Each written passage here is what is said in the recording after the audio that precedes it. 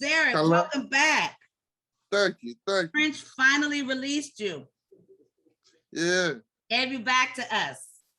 Yes, man. We missed you. I was see that you had the world lady tour? from BMF on here the other day.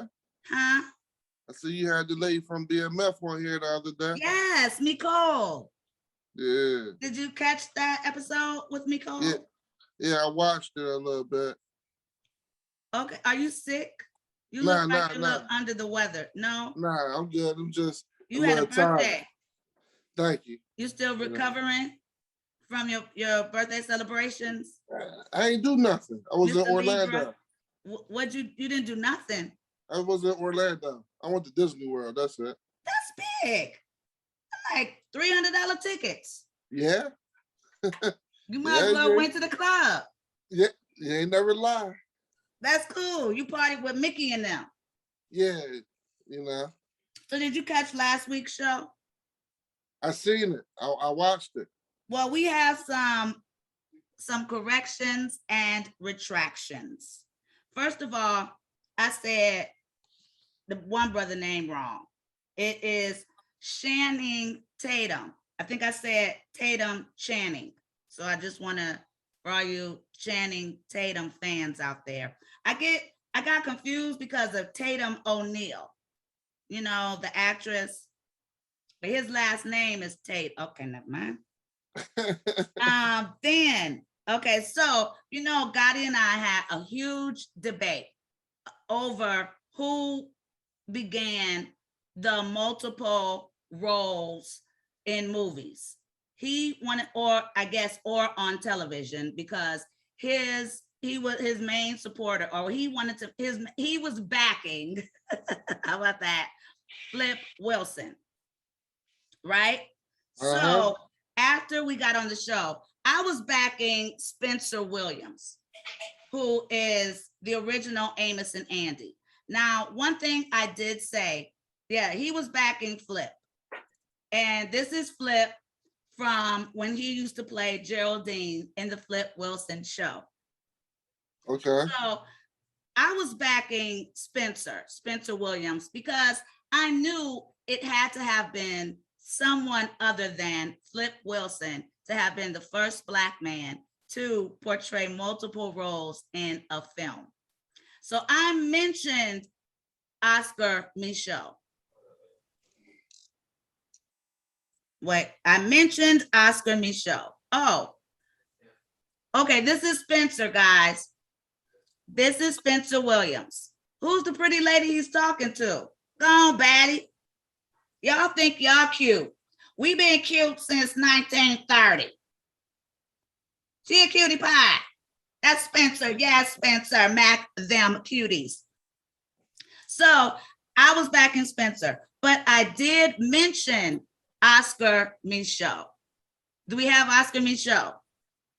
Because the winner is Oscar Micheaux. Oscar Micheaux did a movie called Body and Soul. And that's Oscar Micheaux, the chocolate guy. Oh, Nikki Micheaux. I'm gonna track down his great niece, Nikki Micheaux. She's a famous actress out here, and she's chocolate and beautiful. Yay, be chocolate. Okay, so he did a movie called Body and Soul, and he starred Paul Robeson in it. And that was in I don't have the date, 30 something. That's him again. So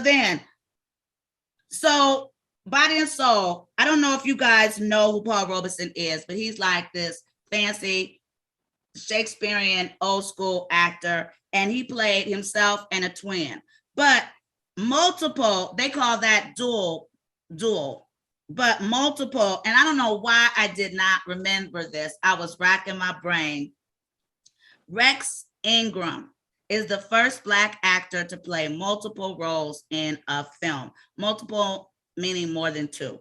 And he played the Lord, Adam, and Hizrael in The Green Pastures. Then he turned around and flipped it in A Cabin in the Sky and played Lucius and Lucifer Jr. So They, I believe, were the inspiration for Flip and the other men that are playing, and women who are playing multiple roles in films. So yes, I definitely wanted to let everyone know that that is Rex Ingram right there. For all of you smart people who have seen Cabin in the Sky, and you even smarter people out there who know it needs to be turned into a Broadway musical or flipped into a film. Okay, keep it moving. Did you see my struggle with little Boozy? Little Bookie, Boosie, little Boosie. Boozy. Nah, Yeah. I want to see it. Damn, it's this damn you write it down and then it change it. What spell check? Get on my nerves. Little Boozy. Yeah, I want to see it. Did you see it? No. We tried to watch it, but sometimes it don't be coming on our TV. Sometimes you do, sometimes you don't. I'm just saying. That's all I'm gonna say about that. So I'm gonna try again this week. Maybe give it a week sometimes. I'm gonna probably watch it tonight. Yes, we're gonna try to watch it tonight. Okay. Now, do you watch TV, Derek? Sometimes when I have a chance. When you have a chance? Do you watch Netflix? Yes, ma'am. Have you seen a show called Squid Games? No. It's a Korean show. And it's been named the most watched show in the history of Netflix. I haven't watched it yet. I don't mean to keep you up Wednesday nights. That's why we changed it so people wouldn't fall asleep. You ain't supposed to fall asleep on the damn show. Shit. At least give them a chance to fall asleep. Squid Games. Okay, so the premise is it's about all of the games that we played as kids, and they have to play them to stay alive. This shit is off the chain. You so like I'm definitely recommending it. Check that out. Squid Game, so we can talk about it, because my son put me up on it. And when I found out he and his friends were binging it, I was a little disturbed because the movie is a bit disturbing. Korea is known for not really doing too much, just Asian film in general. They don't do too much kissing and doing a whole bunch of stuff. Like, in fact, they've passed a law, and I hate to report this, but it's for them.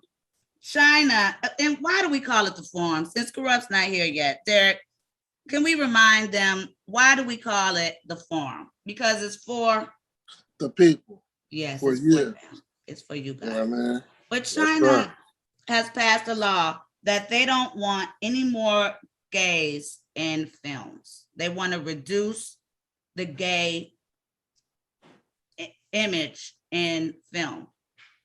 Well, I want to ask you a question, though, Miss Paula. Before you start, rest in peace, AJ. How was it working with him? AJ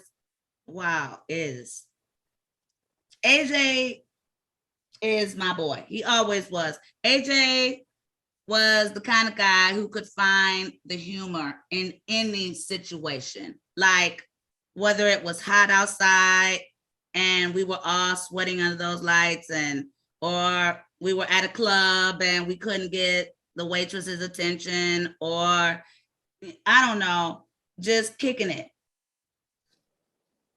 just talking. AJ found the humor. And the last time I saw AJ, we were talking about doing a project together, because I wrote a project and we were going to shoot it and just do like a sizzle, myself and AJ. And it didn't happen, which is just so sad, in this industry and in this life, in this world. You make plans and then you wait for God to laugh at you. Like, that's not my plan. That was cute, but I got something else. So I did spend some time with AJ within the last year, letting him know that I respected his talent and I wanted to work with him. Did you work with Michael Again. too? You ever work with Mike, the other actor that passed away? No, I never even had the opportunity to meet him, which I truly regret. He and Michael Jackson, I never got to meet either one of them. But yes, I did get to meet AJ. And, you know, Gotti was talking to me about the fact that 8 people have passed over from the original Friday, and one more young man passed over from one of the other Fridays. And Melvin Van Peebles, rest in peace, also passed over since we last saw you all. And we definitely, you know, that's Mario's father. Did you all see Slick Back? What was it called? The Slick Back, Fat Back, Black What? Motherfucker? What was it called, Forrest? Do you remember Melvin's movie? There we go. Sweet Backs Bad. Now that's a sexy man. Yes. I think I shouldn't say these things, but before I met my husband, I think I flirted with him more than I flirted with Melvin. I don't know. He was more daddy to me than Melvin was. He was like, hey, cat, daddy, how you doing, Mr. Melvin? For as you know, I used to flirt with Mr. Melvin. Yeah, we met him in Miami. We all went out to drinks. But I met Mario also. I never was like, hey, Mario, but Mr. Cat Daddy, I was like, oh man, he passed away. Yeah, he passed. Yes, and that's a blessing. We're supposed to celebrate, right? Right. Yeah. We'll see you again, Mr. Melvin. He's done great things for the community, for Black people, for the movie industry. Okay, there were some things that we did not discuss, Derek, that we need to talk about. Abortions. Have you ever had an abortion, Derek? Nah. Never? Nah. Are you sure? Yeah. You never paid for an abortion, Derek? Nah. In your whole 30 plus years? Nah. You never had that? Oops. Nope. Well, good for you. I blessedly have not ever had that happen to me either. But there are people who do. And now in Texas, they're saying, if you get pregnant and you wait too long, you got to have that baby or move. What do you think about that, Dee? Do you think it's fair? I mean, you've never experienced it, and neither have I, but I do have friends that have had abortions, and it's always fucked with their heads. This is how I feel. Like, you know, I never had it happen, so I really can't speak on it, but my opinion is like, if you know you're not ready for a baby, strap up. Anything but is it can happen. Fair? It's easy to say strap up. I agree.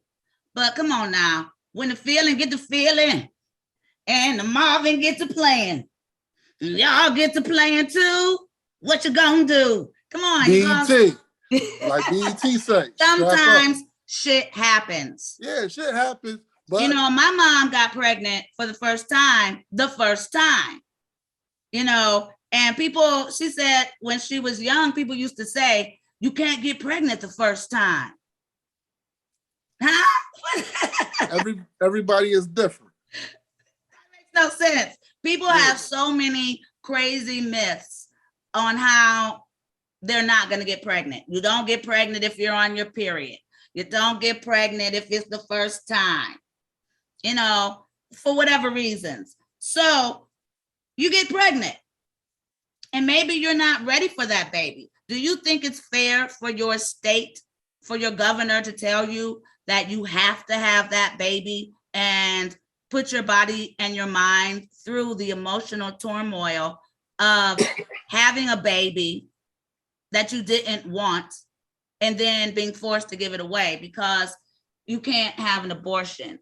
It's like a no-win situation because like I said, all the girls that I know that have had abortions still struggle.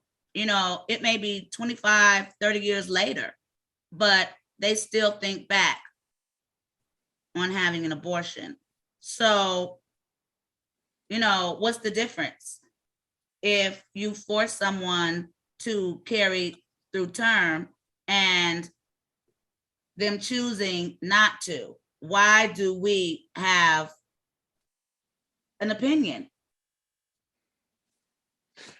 Everybody got an opinion on something. You know what I mean? But is that right? Because now Florida, did you say you just left Florida? Yeah, just left Orlando. So don't get nobody pregnant, because now they're jumping on the bandwagon. They want to do the same. They want to enforce, if you're pregnant beyond 6 weeks, oh, well, you got to have that baby, huh? Right. I don't plan on getting nobody pregnant, so I ain't worried. I don't think anyone plans necessarily. Well, we did, but the people who want abortions, 9 times out of 10 didn't plan either, Derek. Yeah. They planned to just do and go home. I don't think they planned to get pregnant, but they did. And now their right of choice is being taken away. And I don't think we should have an opinion. My opinion is we should not have an opinion on someone's right to choose. True. You're right.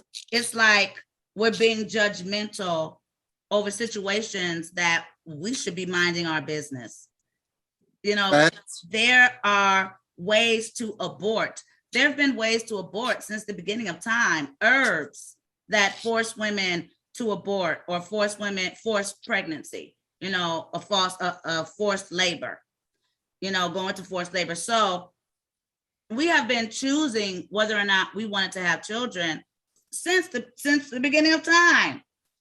It is Lilith chose, we as humans, especially women, to me, it seems like just another way to step on women's rights, to take away our right to decide what goes into our bodies. We decided to put something into our bodies. Now there's something in our bodies. We should have the choice on whether or not it stays. And, I'm thankful that I never had to make that choice. But as a woman, I can empathize with women who have, for whatever reasons, or men who have, for whatever reasons, requested that a woman get an abortion. Could you see that happening to you? A woman that you weren't ready to be a father to her child. Could you see yourself breaking her off and asking her to get an abortion? Nah. No, you wouldn't? I've had friends say that that's how. And then I've heard of the abortion scams where I've had girlfriends be like, this is how I'm gonna get some money real quick. Just tell them I'm pregnant. I'm gonna get quick $600. I don't know what they're gonna do with $600, but I think that's how much it costs. I don't know. Let me start lying.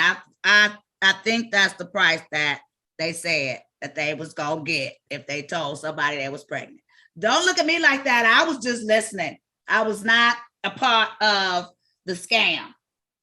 But, it is a thing. Abortions are a thing, people. And I'm just curious to know someone other than my own opinion, and you're here. It's hard for me and Gotti to get people here. Let's just be honest. Only one who's gonna be honest with me is Claudia. And she told me and Gotti got on her damn nerves. Claudia Parker, AKA Mom. She said, y'all don't let people talk. You don't let them talk during the story, and Gotti don't let them tell the story. Yeah, y'all go at it sometimes. Y'all be on it sometimes. So I get my talking now. Thank you. That's what I'm telling you. You better get it in out the way now. Right now. Because, when me and Gotti get together, Forrest compared us to 2 old people in a barbershop. Yeah, that's exactly. Oh, really? You gonna say, yep, just at the old part. I didn't even finish to the barbershop. You was shaking your head, yes, just after I said, oh. Y'all two go at it. Y'all But like, it's fun. I just sit there and watch. I kicked it in the barbershop. So I couldn't relate to the analogy. But I've seen Eddie Murphy's in his many incarnations in a barbershop clowning. So, and I saw a barbershop. As soon somebody else talk, first thing Kurupt say, pause. Jigga, pause. Yeah. Like, I'm Jigga. It's like, I can't say nothing? No. So my mother was quite upset that we did not let Elijah talk enough, in her opinion. Now, I thought Elijah had a lot to say. I thought we let Elijah talk. We even showed Elijah's movie. Y'all don't let nobody talk. We do. Did you see Elijah's movie? No. Then you didn't watch the episode. You just said you did. See? No, I ain't never said I watched Elijah's movie.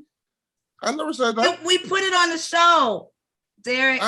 We put the first 10 minutes. Remember, we talked about, we really do have meetings, y'all, like a real talk show. We have meetings. And remember, we told you we were going to do a new segment called First 10. Yes, I remember that. Well, Gotti turned it into First 5.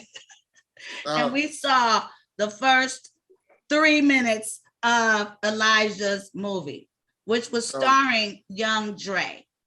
Oh, okay. You remember Young Dre, the rapper who brought in all the rappers? Yeah. Well, he's got his own movie as well. And he's going to share that with us. Well, we do our own movie. When we going to do a movie? You sound like Gotti. We are going to do a movie. When we going to get some money to do a movie? What you think? We going to go get our cell phone? Now, there were some phenomenal movies produced off the cell phone, Tangerine. But that's just not my Tangerine dream. Let me tell you something. You have a name. Kurupt has a name. It ain't nothing to call Kurupt has a production company. I am a co-executive. It ain't nothing but to make a phone call and do a sizzle. You know what I mean? Okay, well, make that phone call, Derek. I can make the phone call right now. Go pick up the phone. Get the phone right now.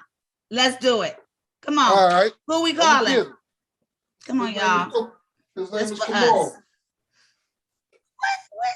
Spick and span. We know he drinks good water, and we know he keeps it clean. So boom. We're gonna do the call right now. Go ahead, call. Get in your contacts, cause y'all. Oh, this way. Don't look at this. You probably wouldn't have looked if I hadn't shown you. Let me scooch this over a smidge. Then we messed up that. Okay, here we go. Y'all, ragtag. I'm about to do it right now. Did you find who you were looking for? Who you're gonna call? Yeah, I'm about to do it right now. Are we gonna call right now? Yeah, hold on. I'm just getting this number. So in the meantime, why don't you tell us about your compilation album that you got coming out with Chris Brown and French Montana and Gotti and Daz Dillinger and the list goes on and on. So my brother is doing big things. Right now, he's looking through his contacts and he's going to find a number for us to call so we can make a sizzle reel. Right here. I got him. Okay, who? Come on. Yes, sir. I got Miss Paula on the phone. We on our podcast, right? Yes. Hello, come on. Can you hear? Can you hear? We know, come on. Come on. Can you hear me? Come on. Come on. You met us during the first episode, and that guy kicked us out of the studio. Hold on, he turned the music down. Out first. Hey, come on. All right, now what's that? Do you guys Zoom? Do I have Zoom? Yes. No, why? Oh, you don't have Zoom? Well, if we sent you the link, we want to. When I got the regular Zoom. Yeah, that's what I'm talking about. If we send you a link, can you chime on real quick with me and Miss Paula? We want to talk to you real quick. We're gonna send you. Today's my night is Wednesday, so I'm like in the middle of doing that right now. Oh man. Oh yeah. He does. You could call me like an hour ago. I could have, but like now I'm busy until like midnight, like running this thing. Okay. Well, quick question. We want to do a sizzle of a movie, and we want to talk to you. So tomorrow, if it's cool, can we call you early and we'll go over it? Yeah, of course. All right, cool. All right. I'll hit you later. All right. Talk to you soon. It's nothing but a phone call. So, what does that mean? What does that what mean? Is Kamal? What can he do? Kamal got the big cameras. Oh, he's just going to provide us with cameras. And he writes scripts. He writes movies. We all write scripts and movies. So now we just need locations, clothes, actors, money, food. How much? How much money? Like for a sizzle, what's a good about budget? 25 G's. I'll say for a sizzle. Especially if we've already got someone volunteering cameras. He's volunteering these cameras, or because we didn't kind of get into that. No, we're gonna talk tomorrow. But okay, let's talk on the podcast. Maybe we can find some new actors that want to participate. That works too. You know what I mean? You know, we could find some wardrobe people that want to participate. Participate. You know, that means volunteer, intern. Say it one more time. Intern. That's right. Volunteer for free. But yes, it is cute to think, okay, we got some cameras, let's go do it. But Kamal, he has manpower. Like he can't be the cameraman and the DP and the that's why we get on the call. That's why we get on the call tomorrow. And okay. Well, that's why we get on the call tomorrow. It's a start. And as far as I'm concerned, a start is better than a not a start. There it is. Right, guys? I always like to think on the bright side of things. Yeah. Because, I already have one sizzle. And it's a very good sizzle. And people are constantly on my YouTube, like, when are y'all gonna do the White Sisters? Kurupt stars and the White Sisters. Yeah, that's so dumb. We already got a sizzle. Why do we need to buy another sizzle? Make another one. What do we need to do with the sizzle we've already got? Yeah, what is Kamal gonna do? What is this? Is it Kamal or Kamal? Kamal. What is Kamal gonna do with? Kamal can take it to Netflix. He can take it somewhere. Now that's a plan. And that's cheap. We don't have to shoot anything else. Just give Kamal what we already got. Yeah. And then let Netflix pay the divas. Me and Lisa Wu and Golden are in. And I'm pretty sure I can get Countess. At least. And you can get Frequency. With Netflix. And a lot of prayer. We can get Elise, y'all. But that means y'all gonna have to be like, come on, and a lot of prayer. Y'all gonna have to send her some like texts. What are they? Tweets and Instagrams. Like, come on, Elise, get on board with the White Sisters. Come on, let's get it done. So I'll let y'all know when we're gonna have to start bombarding Elise with tweets. Like, let's get it done. Cause you got frequency ready. We was all born ready. It's just the powers that be trying to trip. It's like Nelly said, let me in, Bill Gates, let me in, whoever. You be knocking on the door at Hollywood like, hello, is anybody home? Can I come in? They be like, you can come in and act. Yeah, the act. They be like, you can come in and act. People keep telling me I got all this power that I just can't manifest yet. You got Give me it. a minute. I got these new managers, and they're like, it's funny because today they asked me for the open file of the White Sisters, which means they want to get into it and try to get her done. But I've got so many. I'm gonna call one of my girlfriends to come on and holler at us, so she'll tell you we've been through it with the White Sisters. Like, you know, just patience. So, all right. The next thing we need to talk about, since we're on YouTube, don't you think it's hilarious that we decided to leave Facebook the week that the lady whistleblowed? Like, I'm constantly telling Forrest, we are one. What happened? The biggest Facebook gate. Oh no, Facebook gate. This lady blew the whistle on Facebook and said that people were committing suicides, that this lady, what's her name, Forrest? Frances Haugen. Yeah, she's the perfect whistleblower, blonde hair, blue eyes. Everybody gonna believe her. What happened? She went before the people, I guess the Congress or somebody, because Ted Cruz was there. And she was like, yeah, people are killing themselves, little young women, young girls, because the algorithms on Facebook, they'll see that you want to lose weight.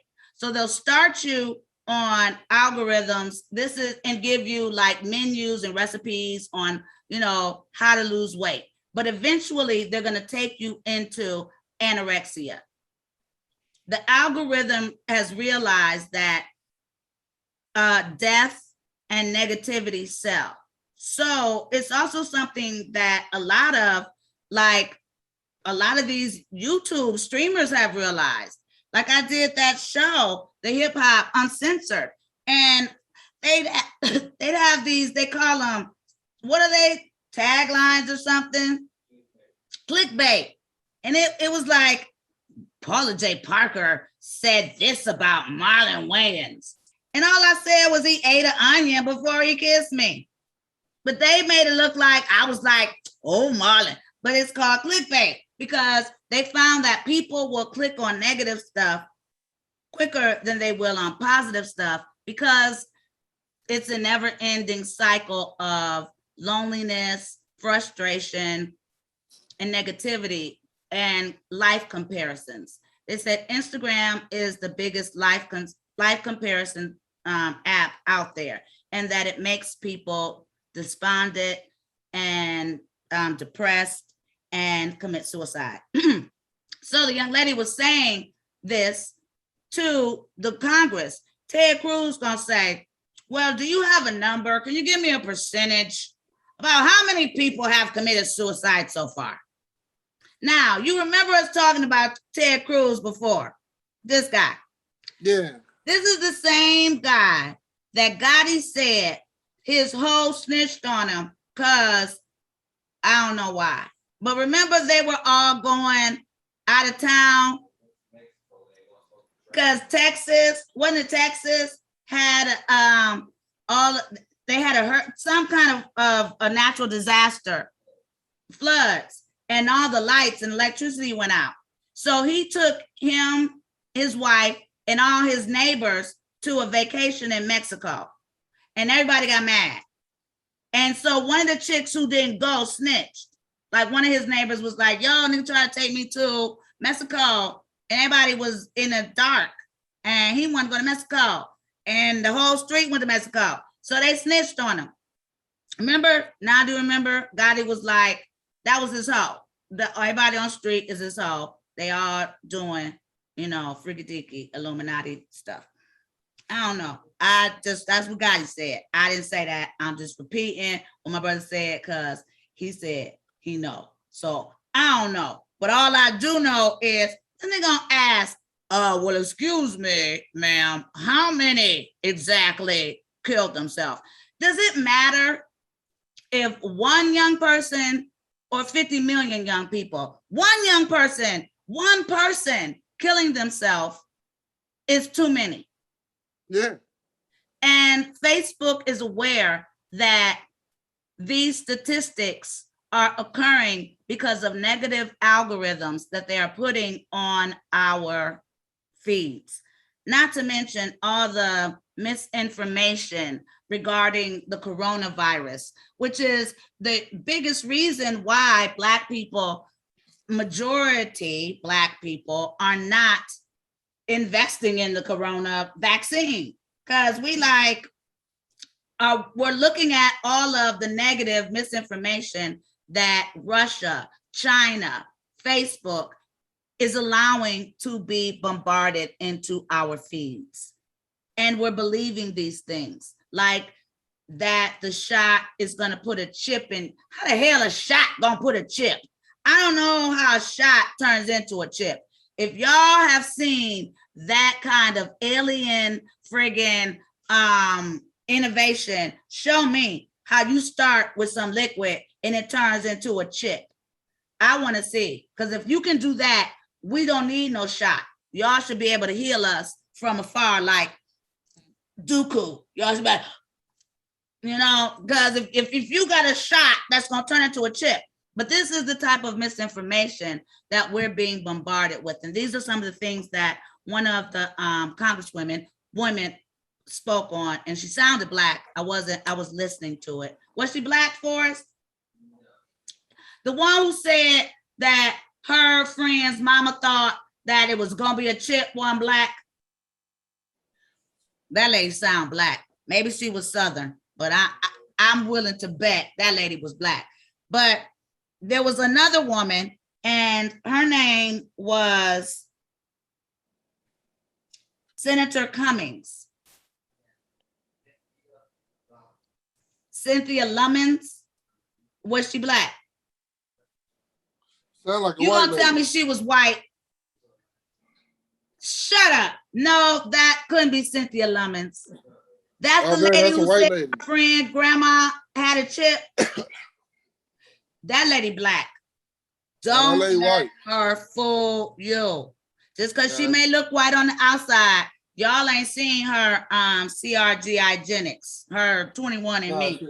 she white. I heard, baby, I can tell what you think. She got white. Seen white She people got white skin be and then that scarf passing around her and neck. looking like Black people. Go ahead and talk, because I don't want nobody saying I didn't listen to Frequency. Go ahead, Frequency. What is you trying to say? Nothing. That lady is Black. Y'all gotta listen to her talk. She was like, my friend's grandma said. I was like, yeah, Steve, well, let them know. It ain't no chip in nobody's arm from no vaccine. So another lady, another Senator Cummings, was feeling what the lady was saying.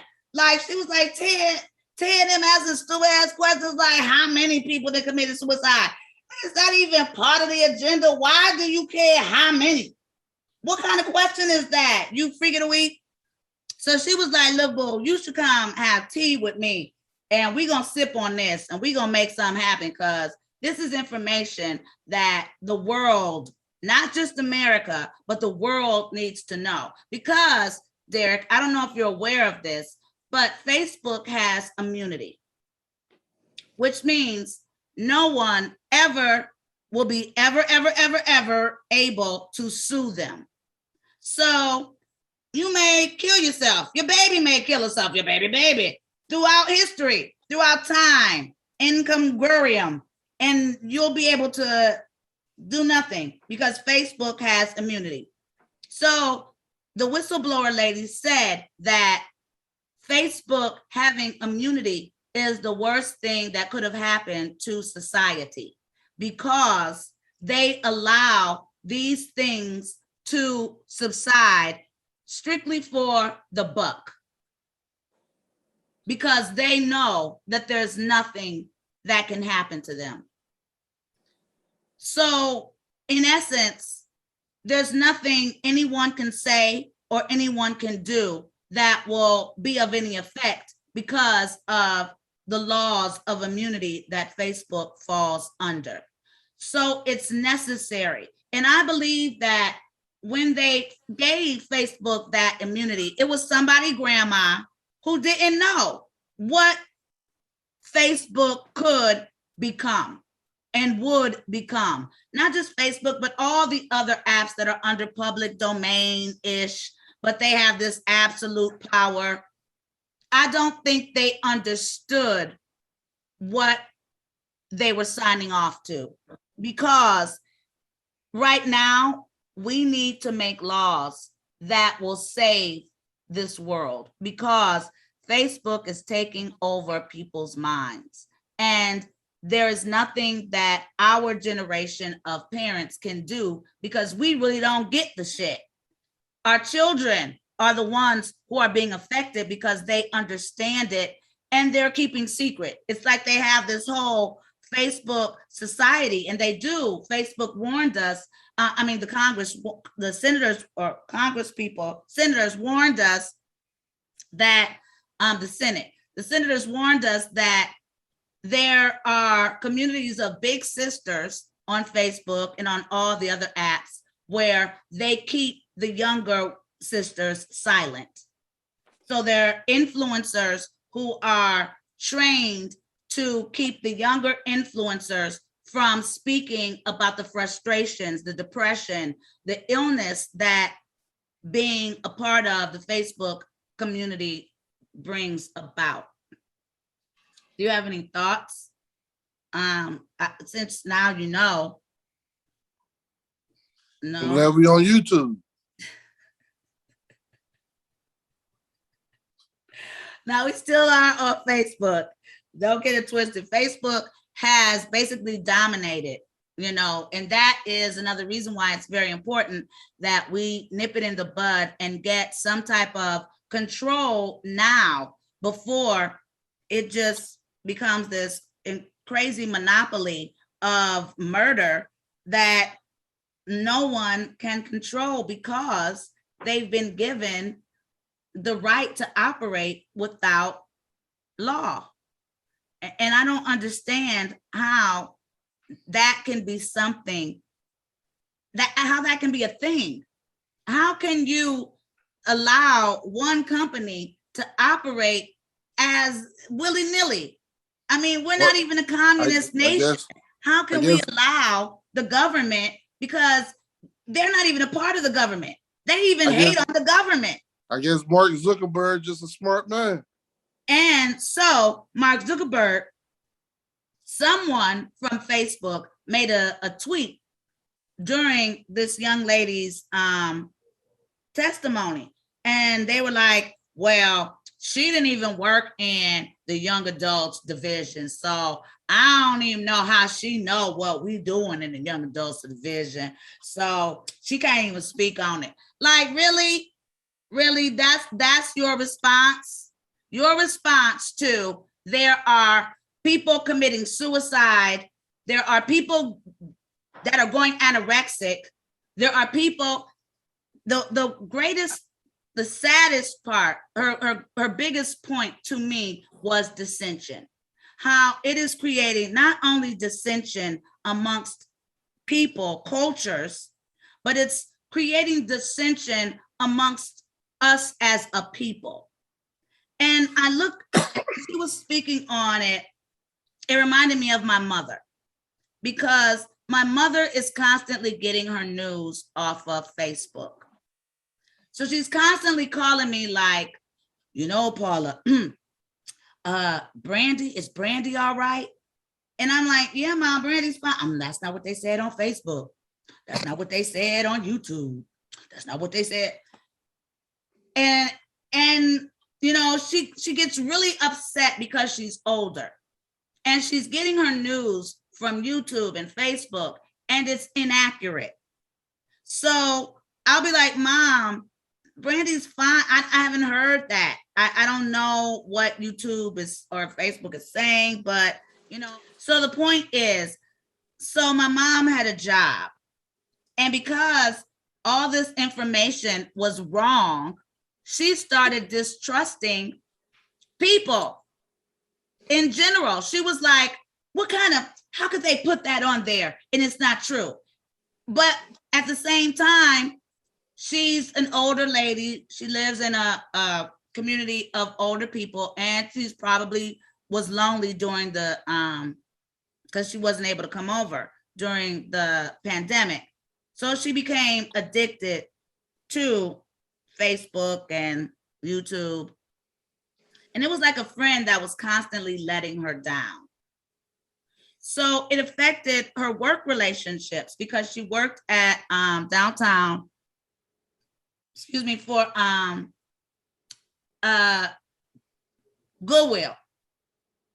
So she didn't trust none of her younger co-workers.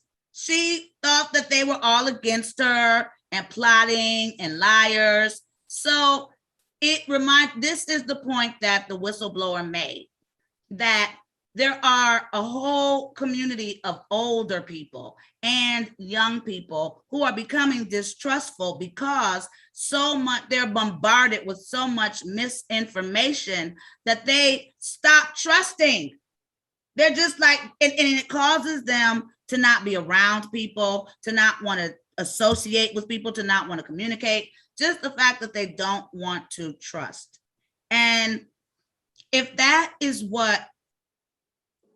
a corrosion of what I call society.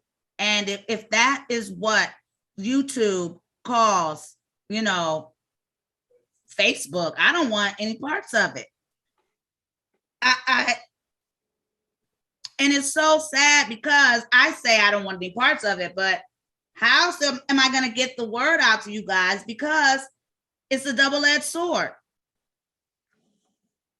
On one side of the sword, it's an innovative way to communicate with people that I would never have had access to otherwise, or you guys would not have had access to me. And I think that's genius. But the first time I went on Facebook, I was discussing some man was dingling. He put a picture of him in his dingling the very first time. So it turned me off. And if I had stayed on Facebook all those years, I'd have had 1 million plus followers. But that one, and that's also something the lady mentioned, that there is no way to, censor the type of information that you want based on algorithms. Algorithms are going to give you what they want you to have. At the end of the day, they will progressively bring in stuff that you don't want. And for me, it was the very first time. And that ain't nothing but God, because y'all know when you are a child of God, he going to slap you in your face quicker than he will them other folk. So the first time I went on Facebook, I was turned off. I had a swanging langing, and I was just not, I don't think I've ever forced you run the Facebook account. Like I'm like, what is it called in shock when you have, what is it called, Forrest, when you have that thing where you don't want to, not shock. I don't know. I'm something, y'all. I got trauma. I can't go back on Facebook because that was too much going on for me. So that is my point, people. And that was her point as well. Facebook, and for some reason, we had been getting a lot of censorship from Facebook. Like they must watch our show type censorship. Like, I don't know. Most people can have a song on and, it'll take a couple weeks and they'll say, oh, no, you can't. Honey, we put a song on and we didn't even click off air. And we had a message like, y'all can't play that song, Miss PJ. And you know better. Don't do that no more. And I'm like, y'all be watching our show? Well, I was a little flattered at first, but I'm still like, the eyes is watching. And that's what made me, thank you. The eyes be watching, don't they? They always watching. The eyes and the U's. When you think they ain't watching, they watching. especially when you think there ain't, there is. Yeah. So They watching us right now. So hey, Facebook, how are And y'all you doing too. today? So where do we go from here with Facebook? Because I felt like, you didn't see it, but I felt like the senators, multiple senators, after the first lady was like, let's sip on some tea, I want to talk to you. I said to Forrest, that lady is smart, because if she can be the one to create some type of bill, she's going to go down in history. And after that, about 3 other senators said to her, and someone even said what I said to Forrest, this is a history-making bill we need to create, because it is. And it needs to happen immediately so that we can start to save lives. Oh, let me admit, DaSkreet, he in the streets. DaSkreet, he in the streets. Hey, Jay, how are you? Where'd he go? Because all y'all connected. What up, player? Okay. I see you represent LA, Los Angeles. I see you represent LA. What's up? What's up? What's going on, fam? Y'all. I'm trying. And it be all in my face. I be like, get back up off me, camera. Okay, so I have to apologize to you on behalf. Trying to get my hair cute. So we got a gentleman, so on behalf of your big bro, Forrest D. Martin. Forrest, are you there? Unmute yourself. Unmute yourself, because we owe our brother. And now Jay tried to show up when Nicole was on. Oh, I enjoyed this show though. I did. Now, thank you. The reason why I even called Nicole was because what? Let's be real. Why did I call Nicole, Jay? Because we chopped it up about the movie. You asked. Yeah. Well, the idea to call her, that was your idea. Well, you mentioned her and said that you had been a fan. You've been watching her since Fresh Prince. And I was so touched. That's the lady from BMF? Yes. Yeah. I was so touched. Yeah. I put my big girl panties on and I called her, because y'all, it's very humbling to call these celebrities and ask. Well, shit. I always was a big fan of Halle Berry. Me too. Shoot. I've been a fan of Halle Berry since Cleveland. You gonna call for me? I would call. If I had Halle Berry and I'd have been called. Hey, Halle, how you doing? No, I don't have her number. But that is Cleveland all day. So I am apologizing, because I was expecting you to come through, but I didn't have control that day. And Forrest made a producer decision that he liked the look of me and Nicole. It was a great show. It was a great episode. We was tuned in though. My people were tuned in. We enjoyed the show. And y'all. Well, he said y'all left, that you didn't stay. Well, no, I didn't stay in the. When I call in, it's like a waiting area. So I didn't stay in the waiting area. So he said that you saw how Hydro and them stayed. Okay. Remember at the studio? Jay. Don't act like you don't know what I'm talking about. Like, when Gotti and I say it's for them, and Nicole, we're celebrities. So Nicole would not have cared if Jay had interrupted. I wouldn't have cared. Like, when we genuinely say it's for them, we mean it. Like, it's not just something to say. Like, no one is paying me and Gotti or Frequency to be here. We're here because no one is paying me to call my friends like, could you please be about podcast? It's for them, but we do it because we love the culture. We love y'all.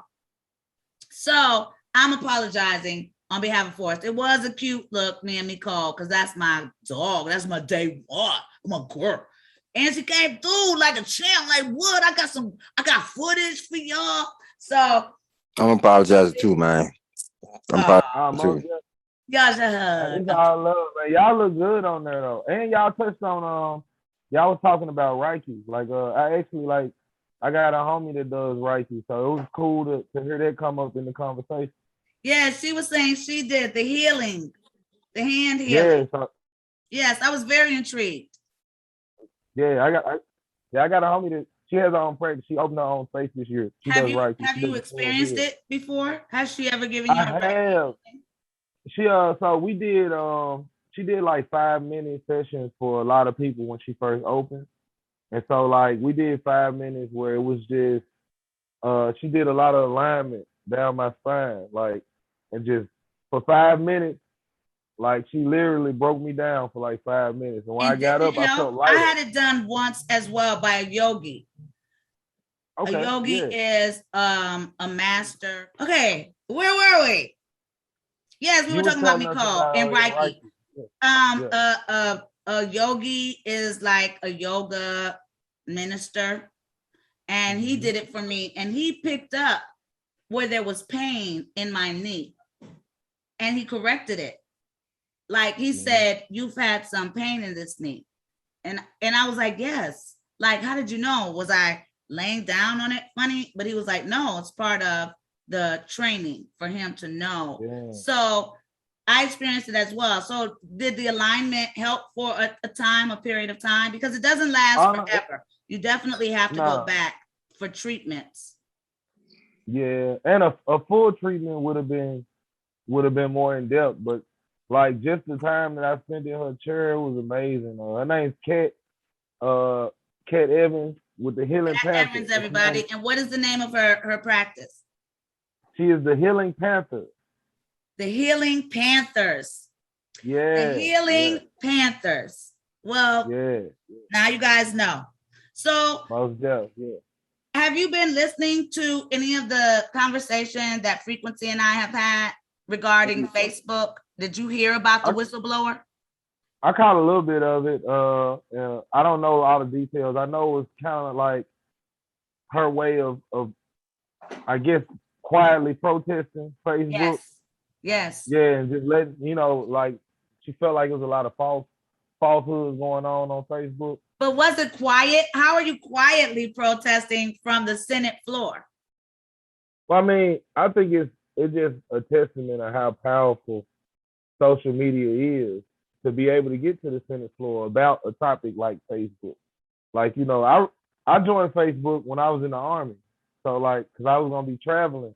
So I wanted to be able to connect with people. Right. So it's evolved now to where I know people that watch the news last minute. They don't watch the news. They get most of the current events from social media. And then they go confirm it with the news. So it's such a powerful tool now that like a quiet protest does get to the Senate floor. If enough people share it, like this how it goes now. Like right. And I'm disagreeing with the quiet part, because once it gets to the Senate floor, it's no longer quiet.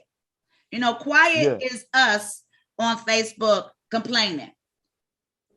But what she did was bigger than quiet.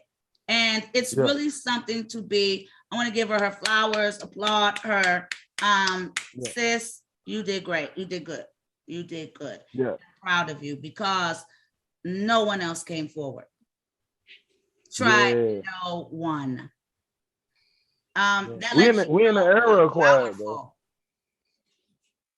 How powerful Mark Zuckerberg and the whole Facebook community is. And it also makes me wonder, like, I know it's not Mark. Like, I know he's not the one sitting there watching our show. I mean, who knows? Maybe he might be. He might be.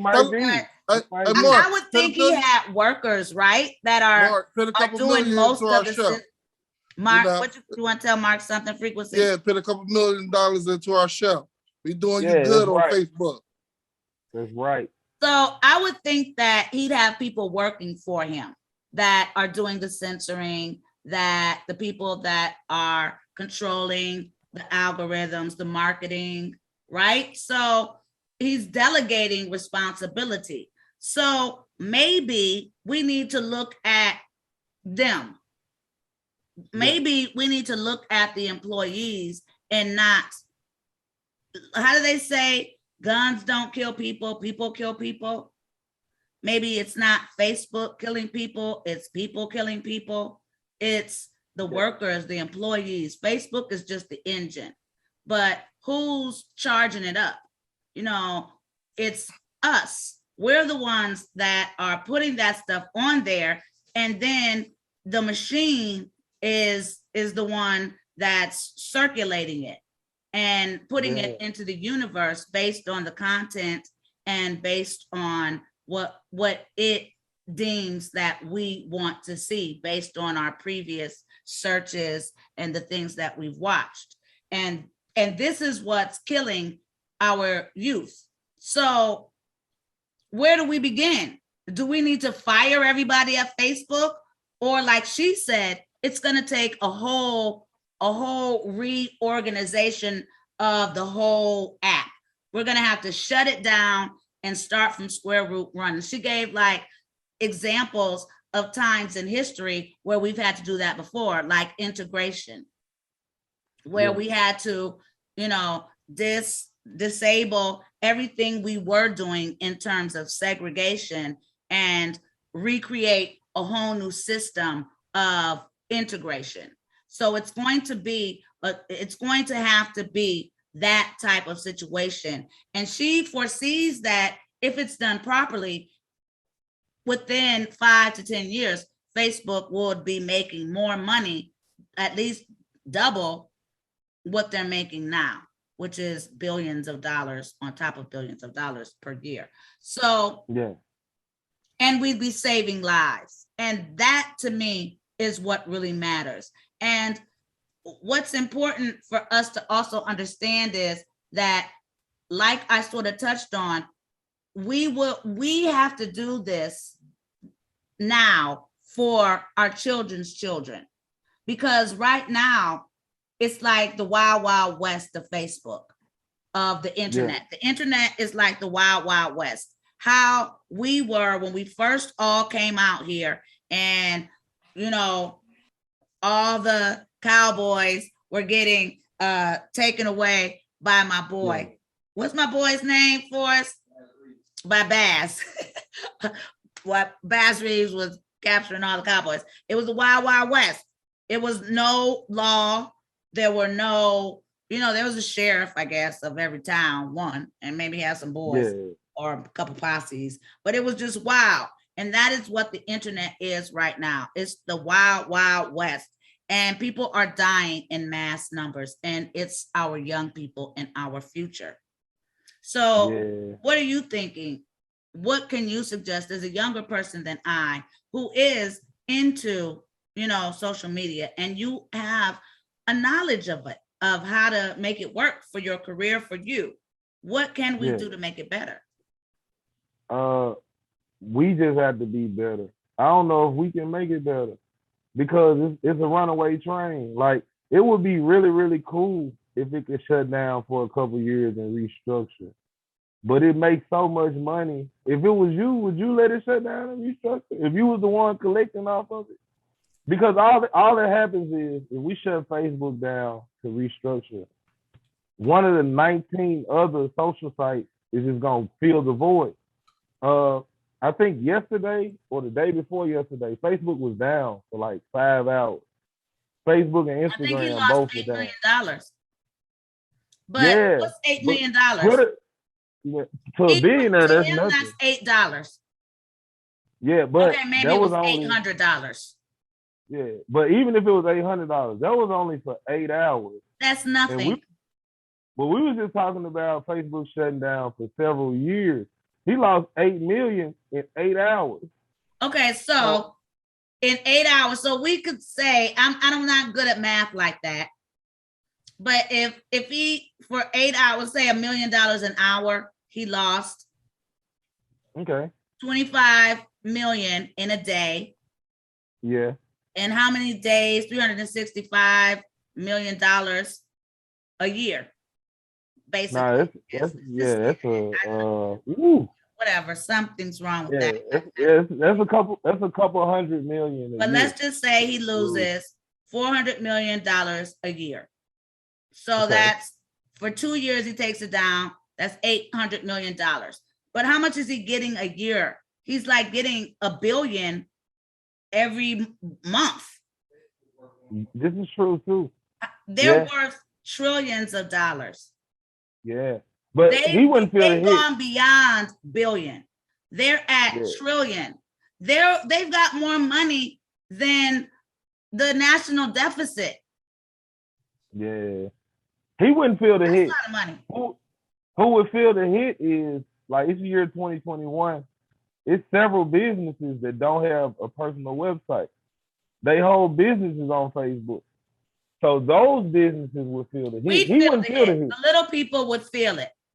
Yes, we would feel it. He wouldn't feel it. Nah, he wouldn't feel it, not for a long time anyway. But is it more important to save, even if you save one life? To me, it's more important than saving $1 billion. But I don't have $1 billion.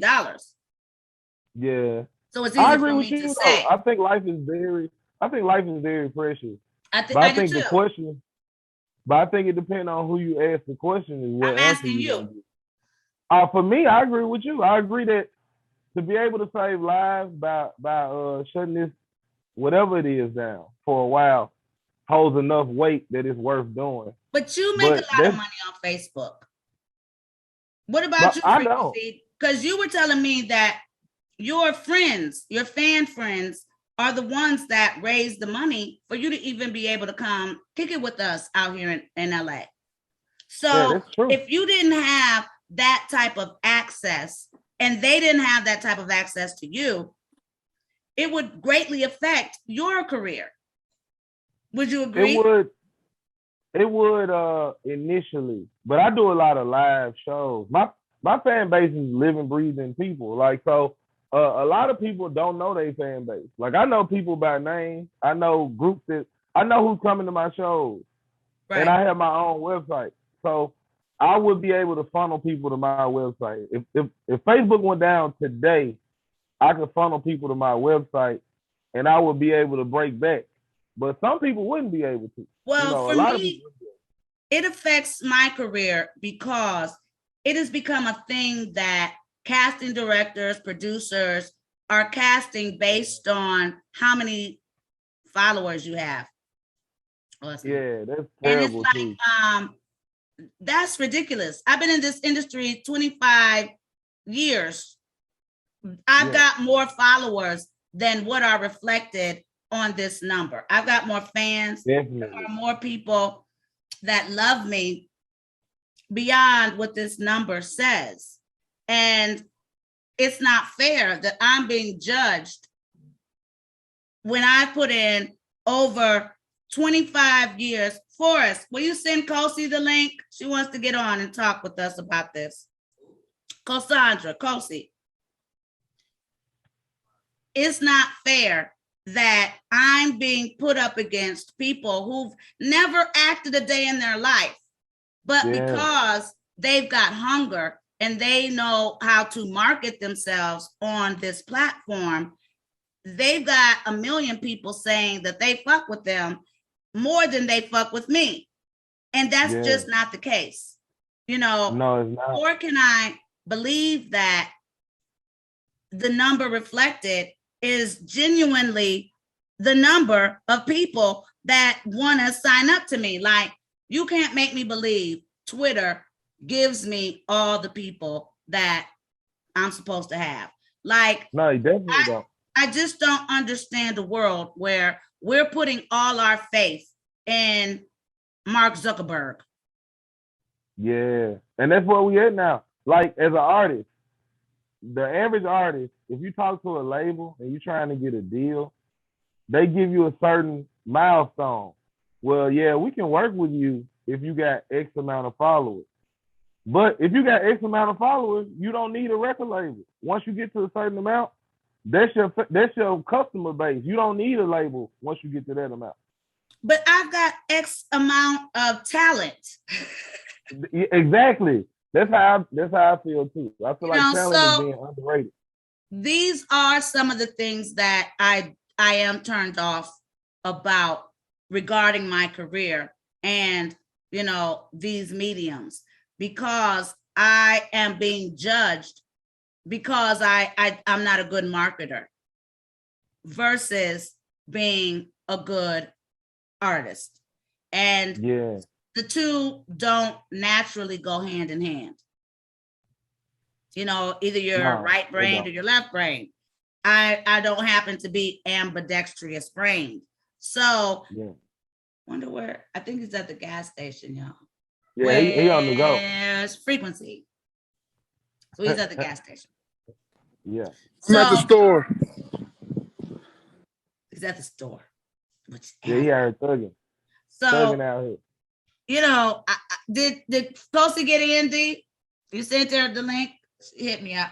So, I would like to, know her opinion, because I am torn. I don't believe that they should have that much absolute power. I do not believe that, I should be held accountable for hustling or purchasing followers, because that's what it is. It's a hustle, a purchase. All I have to do is, I'll take 50 robots, please, for $1,000. I don't know how much they cost. I don't think that I should be held accountable because I'm not out here hustling people. That's not what I do for a living. I'm not a grand hustler. So they're hustling their way into Hollywood. And I don't have a problem with that, because you do have talent. But do you have artistic talent? Yeah. Yeah. Or are you just a great typer? Yeah. These are real questions too, because this is the era we in right now. Like to me, and this wasn't even mentioned, but I think the Senate needs to make them find a way to prove to me that I only got this many followers. And that number has not grown in 6 months. And I've been on 3 different primetime television shows, an Amazon show, and 2 other ones, own show, and another one. And my number, it has not grown since you kicked me off for saying something y'all didn't like. Yeah. And why did you get to kick me off anyway?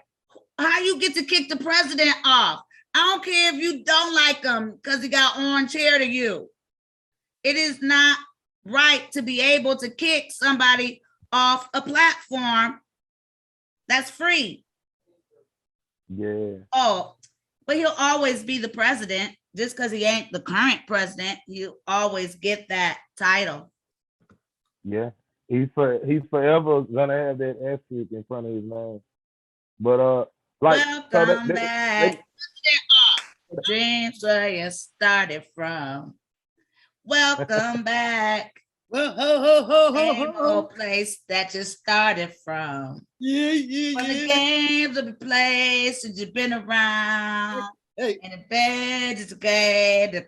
Wait, where's your face?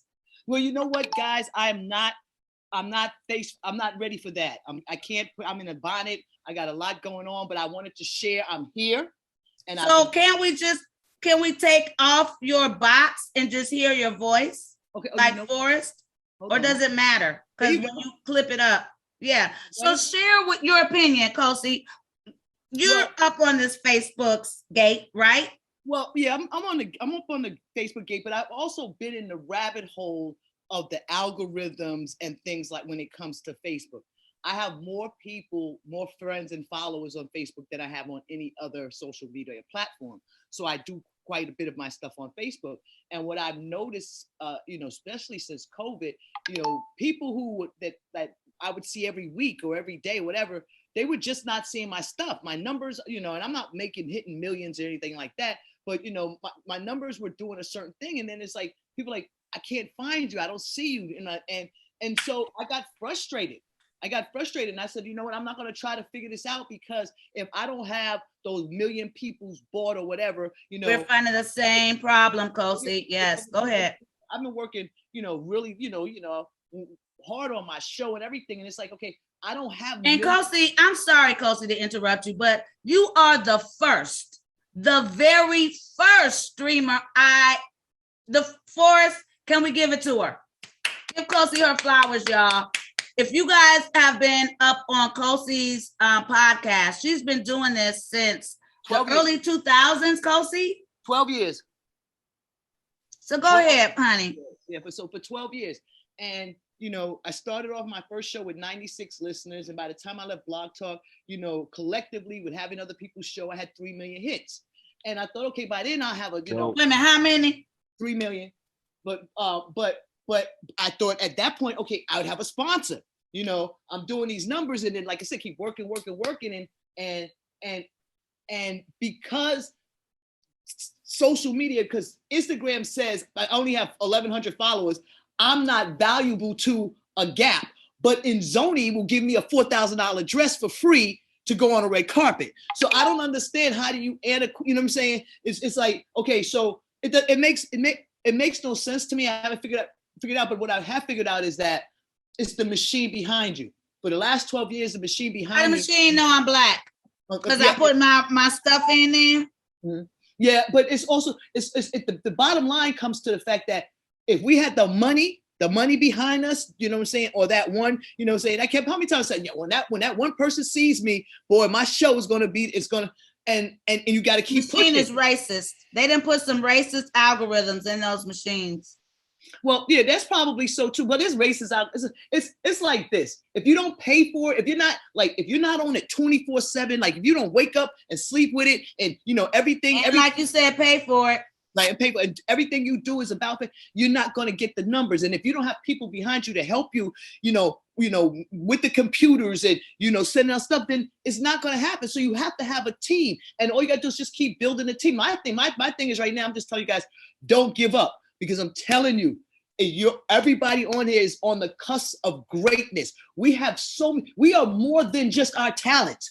We were put here on this earth, and God gave us things that nobody knows about. No, it doesn't matter that 45,000 films that Paula's done. Paula's more than just her acting.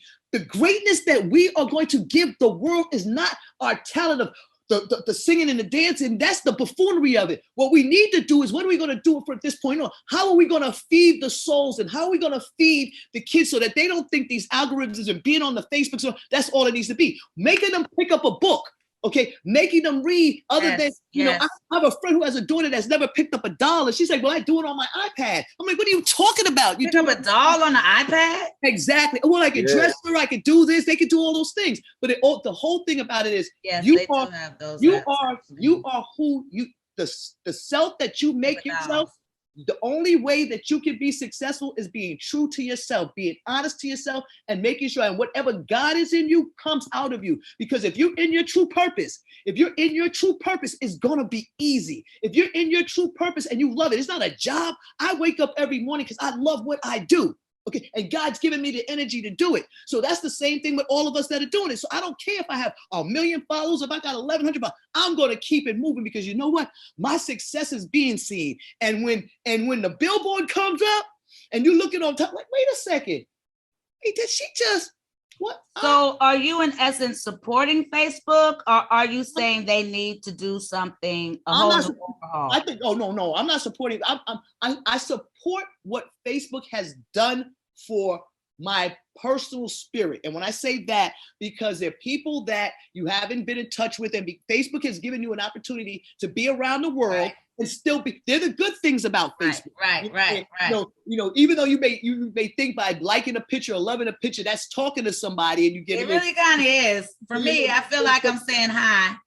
Exactly. So you're acknowledging that person. But if the algorithms aren't coming up or whatever, then you're not seeing all the people you would normally see. But what I'm saying is there's a lot of greatness that came with Facebook. But now, like you said, the internet is amok. Even before it was now, it used to be nothing but porno and and Craigslist and a whole bunch of crazy other things were going on that we had no ability. Now we're in 2021. We're looking at each other, talking to each other. Man, for Nets, Frequency, you don't think I saw the green screen behind you? You don't think I've seen the step up game?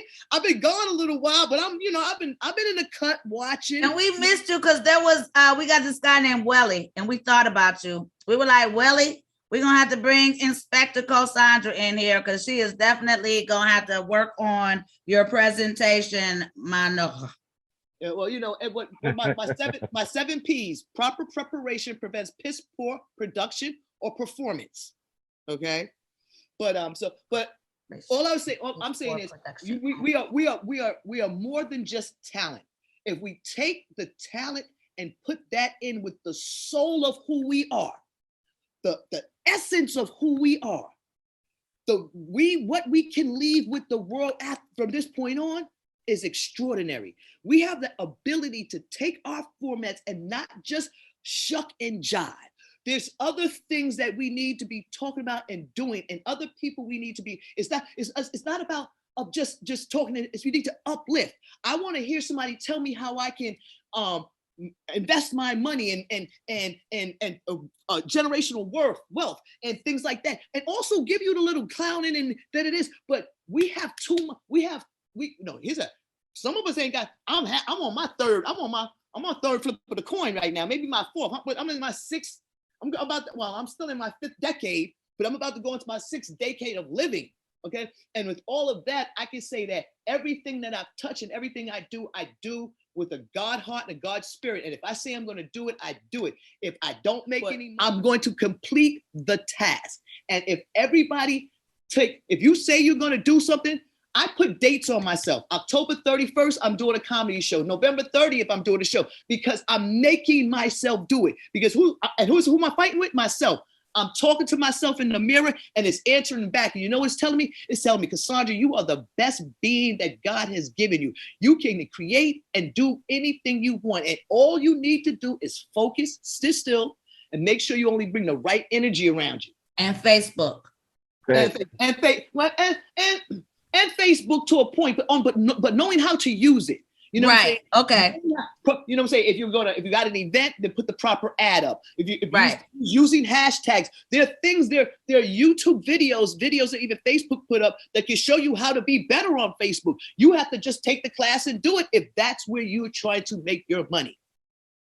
So do you agree that they do need some type of regulation? Oh, hell yes. Because, yes. They are immune. They've got the immunity clause where no one can ever sue them, nor can anyone ever bring them to account for anything that transpires on Facebook. They have been given total freedom. A blanket immunity? Yes. Wow. That's exactly what it's called. They have a blanket immunity in All Day Monday, Facebook and Twitter. And here's the thing, I didn't even know it was down because I was dealing with my own stuff. So I didn't even go on social media. But they lost, you know what I'm saying? In those hours, you're telling me that the people who have their foot on the neck of everybody went down and then got back up and still have their jobs and got promoted. Right. And serve no time. And they will never serve no time. Ever. So if all the kids that are dying, all the parents cannot sue. So that is one of the reasons why Facebook walks around like whatever, because it is whatever as far as they're concerned. Well, then it's time for the conscious society to wake up and say, oh, we need to develop something better than a Facebook. So there's Facebook took over MySpace. So who's to say that another situation can't take over Facebook because nobody. And that's why we need laws, because another situation will take over Facebook. And what we think is bad now, they'll make Facebook look like cotton candy. Well, who knows? You can't put it out there like that because we're asking for law of attraction. Okay, you put out what you want. So we're not going to say that we want that. We want regulations, not just on Facebook, but on any and every streaming network that comes through all social in perpetuum. Forever. Exactly. Say that word again for me. In perpetuum. In perpetuum. Thank you. Chloe. In perpetuum. Yeah, But you know, they do need to be held accountable. How long will it take? But like I said, it's up to us. Like I said, the conscious community. Well, we created it. So, Mark, we do not want to leave a beast for future generations. What we created, and I use the human we. You know, I'm not taking credit for your Facebook, Mark. God forbid you sue somebody. We all saw the story. But I mean, the universal we. You know, it's our generation, our lifetime that's responsible for the future of the YouTubes, the streaming apps, the social networking. So if we're responsible for creating it, then we're responsible for governing it. Okay, but then we're also responsible for recreating it. We also, what I'm trying to say is that is what Jay was saying. He believes for us to be able, and that's what the young lady said as well, the whistleblower, for us to be able to govern it properly, we have to break it down and start all over from square root one. Because right now it's too far gone to be able to control. But that's true, because I remember when Facebook first started out, they used to have stupid stuff where you could throw snowballs at people and give people you could give people STDs. Like, I mean, my first 2 months on Facebook, I was doing when you poke somebody, it was like people. I remember the poke. And what would you do? How would you give them an STD? Oh, it's a little thing. It was like throwing emojis, But the thing about it was Facebook first started, it was a toy. It wasn't. Right. People didn't take it so seriously. It wasn't bringing in money. Right. Exactly. So I'm going to go back to what I said before. What we need to do is we need to create our own entity, such as a Facebook, where there's not only one. There's more than one cellular company. There's more than one internet service. There's more than, so why is it only Facebook? And there's enough people who's got enough clout and money behind them, and people, let's say you, and let's say all the celebrities that are on Facebook decide to take their content off and put it on the FFF, the BBBBB. Like say Jigga instead of Jigga Senior, since I'm Jigga Junior. Since Jay-Z started his own streaming platform, he should have like a sister platform that's like a Facebook. Tidal. He was able to start Tidal. He don't own that. They sold it. Them to start us. Yeah, he sold it off. He sold it off. He don't own that. He sold it off. Well, but you know what I mean. That's the example I'm giving. Like how he began his Tidal, which was to compete with, I guess, the other music entity. Right. And it worked, and it did. And then when he made his money, he ran. And that's the problem. Yeah. You're suggesting money. We need to invest in ourselves and build up and have our own Silicon Valley, not just to say own, and own us as a collective, not all Black. I'm talking about we as the people. Okay. So we need Jay-Z and the water man, the water boy, 50. The water man. I'm with it. The water and man. We need Puffy. Puffy, I think, is the richest because he sells Ciroc. And can I throw get a drink. I don't care if you ain't got rent. You gonna get a drink. Drink. So Puffy, I want to throw something in there too. Are y'all fans of like battle rap, the battle rap world? Yes. Oh, wait a minute. I gotta add the last person, Kanye. Okay. So the four of y'all gotta get together and give us our own social media outlet. And not, you forgot one more person. Who else, back? Dr. Dre. And Beats. Mr. Beats. Yeah. So y'all got to get together and give us our own. And I'm not talking about that one where you just talk on a party line. What's that one called? You like so much frequency. You still Clubhouse. You still on Clubhouse frequency? No, I'm busy now. Clubhouse was something that I was doing because, pandemic, and I was bored. Now I'm in the streets. So Yeah, our You don't know anymore. Well, we Okay. definitely do need a social media outlet that isn't geared towards not us. Right. Because But- I personally don't see very many of us winning, unless I don't know who is. Maybe there are some, but no I'm one winning. personally is winning on social media, like to the point where, you know, YouTube is sending them a plaque and they're, you know, buying a new house. I don't know how that works. yeah. And you know what I noticed too, with a lot of those shows that get those stuff, it's like a lot of trash and cussing and talking about people, and like the app Bigo. That app is nothing but a bunch of interesting people screaming and yelling at each other. Just a bunch of Bebo, what app? Bigo. It's called Bigo, and it was a social media app that was created like Facebook, but now it seems like it's nothing but a bunch of gay people screaming and yelling at each other and fighting, and Wow. oh my God, and you get, and they have It must families be and good because they people be cutting each other. They be let me tell you something. Yo, they be going. You can see it on YouTube. They like to cut. hurt your feelings, man.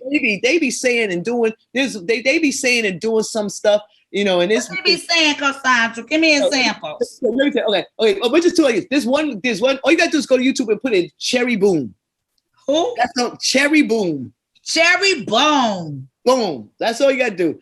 But I'm just saying they call each other sis and they fight with each other. And one was one was on Bigo touching on a 16-year-old boy. So another Bigo called the police on them. And it's Bigo crazy. If you go on YouTube, and that's not what I think the app was created for. But Definitely not. But now it's there. It's a mess. It's something about social media does cause obsession. Yeah, but because I've heard of a lot of people just like showing up at different streamers' homes, like feeling like they've got this connection beyond the screen. Because they know them. Yeah, because I think it's a more personal experience to watch someone stream than it is to watch someone in a movie. And people become obsessed with musicians and actors. So I've heard a lot of streamers say that they had obsessed fans, like follow them home or be at their house. Yeah, it's kind of like what Cosi was saying. With you have to, if you really want your numbers and you kind of have to live it. So You have to what engage. you're doing is you're putting so much of yourself on there that you become accessible, because now if you constantly, as soon as you get up, you want it all the way up until you go to sleep. Eventually, the places you frequent are going to start showing up in your streams. And people going to feel like they can pop up on you because they know where you at. Stuff start looking familiar. It's like, oh, okay, this is the Starbucks she go to when she be doing her videos. This the Walmart. This where she shop. And you start feeling like, people start feeling like, oh, well, I know where you be at. I'm your supporter. I'm always there. You know, I subscribe. I donate. I feel like I should be just able to just come up and talk to you when you offer the stream. Like I want to talk to you in person. It's like, no, that's not dangerous. what I'm here for. It is. Most things that are set up don't stay the way they were intended to be. Right. OnlyFans was set up for artists to be able to maneuver without social media. So OnlyFans was set up to where, let's say if I got a new song coming out in a video, if you really my fan, I should be able to get my money directly from you. So you should subscribe to my OnlyFans. Right. People found out that they wasn't regulating the content, and they Don't turned they do OnlyFans. naked stuff on OnlyFans? They do now, but that's not what it was intended for. It was intended for you to be an artist to be like, you know what? Facebook ain't letting all my followers see me. I'm gonna make an OnlyFans and tell my followers, go here and pay me directly, and I'll give you my content directly. When people found out that they wasn't regulating the content, they was like, well, I can put porn on here. Porn sells everywhere. So people started putting porn on there because they knew it would sell. And that's what I meant by Facebook don't kill people, people kill people. Mm-hmm. Yeah. So I was gonna say about battle rap. My favorite battle rapper, one of them, his name's Daylight. So he used a So lot of social media. did you watch SM11? I watched some of it. I was actually in the studio. Like I didn't get to see all of it, but it was Arsenal amazing. is my favorite. You saw Arsenal, one of my SM11? favorites too. Yeah. My Did you watch favorite it first? is my real name is Cleveland. Brandon, I'm okay. sorry. Oh no, Pasadena. I be thinking I get all my hometowns mixed up, y'all. I was thinking You got a couple he's from my hometowns. hometown, but he's just from the hometown I live in now. So I thought Cleveland, but Yeah. never mind. My real name is Brandon, and he's from Pasadena. So shout out to him. That's my favorite right now. So Daylight made a point. He was like, social media should be your spotlight. He was like, once you get to a certain number on social media, you need to immediately, whatever your site is, you need to change headquarters to your site. So if you get 100,000 followers, because he went online and he told all his fans, he was like, I'm pulling all my stuff from Spotify. I'm pulling all my stuff from Facebook. My website is The Real Daylight. He's like, if you really my fan, come to my website. That's where the power is for us as a whole. It's like social media can be a tool or it can be a prison. To redirect people to your website. Yeah, because you get what social media is still a business. So how you were saying you've done a lot of major things and it doesn't seem like your Facebook following is growing. Facebook sells ads. So if they see you get to X amount of people, exactly, because you don't need any because you're Paula J. But I think I should because I'm Paula J, but Cindy Mae has 150,000 followers. Well, they sold Cindy Mae a package. You don't need a package. They want you to buy a package. So they're gonna make you disappear from the algorithm. Right. So when you get to where you feel like me personally, I did the Orpheum this year. I did the Orpheum stage this year. It's a lot of major artists that the Orpheum. That's beautiful. Yeah. But this is the thing though. Every time I go up, I have to deal with a low for the next couple of months of people saying, "Man, I ain't been seeing your stuff." It's because I had a spike. That's what Cosi was saying. They. My mom can't even find this show. Yeah. We can't even find it sometimes. You know what's a trip? I only found it. I was on YouTube and then I saw that you were live. So I don't like every time I've caught you when I haven't been on the show the 2 times, I just saw that you just popped up. I was like, oh, there they go. Since I said, then I go, oh, maybe if I knew the name of the show. Exactly, or how to spell it properly. Because we spell it FOREM, forum, not UM. So yeah, that does hurt us as well. So I'm making it personal, sort of. You shouldn't. You can't. But it's not. It affects all of us. You are. For you to be upset is like a mic, like a link being upset that it's on the moon. Okay, did you understand what I'm saying? That's like you trying to find that red needle in a pack of red needles. That red needle. That red needle. The shortest one. I don't. Okay. So like I said, the only way to exchange it is for us to get our own and to continue to promote with each other, continue to help each other, continue also while we're doing it to make sure that each and every one of us are putting our best foot forward. Even like, yo, Paula, your background now is the bomb. Yo, I haven't seen your stuff is even cleaned up. I was like, right. And promoting each other, getting other streamers promoting other streamers, so that we create that unbreakable connection. But here's the deal. But we don't disappear. Right, but it also, you guys have to be like-minded. So you're doing the same show. You all have the same purpose. You know what I'm saying? So that you're all going and walking to the same direction. You're all walking up that same, up those same steps to the pearly gates together, and you're all on the same mission. You can't be here, and here, because the end result is you get all those people together. Y'all do all of that. I mean, what's the end? What after you do all of that? What did you do to save the world? What all of us coming together? What was done that we did that would shake up the world other than, we introduced them to some more celebrities? It's got to be more than this. That's all I'm saying. Think about it. It's more than this. When it's all said and done, you are more than just the characters that you play or the music that you sing. The person in the soul that's in Paula, in Jay, in Frequency, in Right on Dark, that heart that's in you, that energy that God gave you, he gave to no other. And we're supposed to do more than this with it. More than this, because when we do more than this, the billions come in, the floodgates open. Then we can build houses and make sure that we can build schools and we don't have to worry about the infrastructure of Joe Biden and them because we're doing it ourselves. We're fixing the bridges in the street and the water because we've all collectively came together for the same purpose. Okay, one purpose is to make the money, but then what are we going to do after that? And we got to make sure it's not just let's all get together. And I think that's what the Senate is saying to Facebook. Exactly what you're saying, Cassandra. It's not just about this one section that you're doing right. You have to fix all the things that you're doing wrong. Yeah. Hello, Yeah. she's still there. Correct. And there are so many, when it comes to children losing their lives, to our elderly being, and just us as a people being given false information that is taking lives, risking lives, because the statistics show that 99% of the people that won't take the vaccine, it's because of something that they read on Facebook or another streaming network. Yeah, that's stupid. I pick up a book. I still get the Wall Street Journal. I still read New York Times. I still read the Post and the actual papers. So I read the Jewish Journal.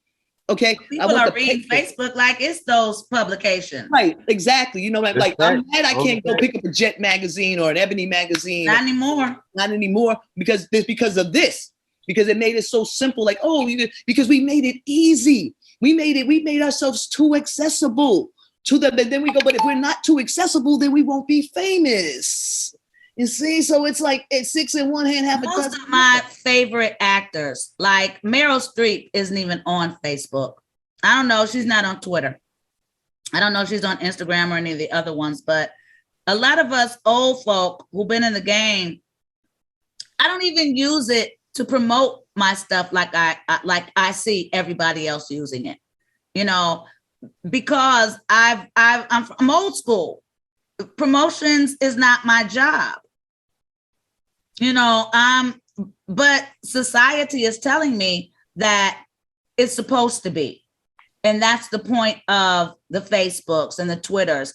And a lot of my producers look at me like, why you don't post our stuff? And I'm like, you're a major network. You pay people to do that, but you got to do it too. And they take it personally. And it's not personal. It's just not where I, as an artist, am coming from. I have never been held accountable for my own publicity. I remember everybody got so mad at Beyonce because she wouldn't promote she and Meg's record. She didn't, come on now. No. Yeah, because She's We're on the from record. that old school mindset. Mm-hmm. Where number one, it's kind of egomania. Hey y'all, I'm about to be on blah blah blah.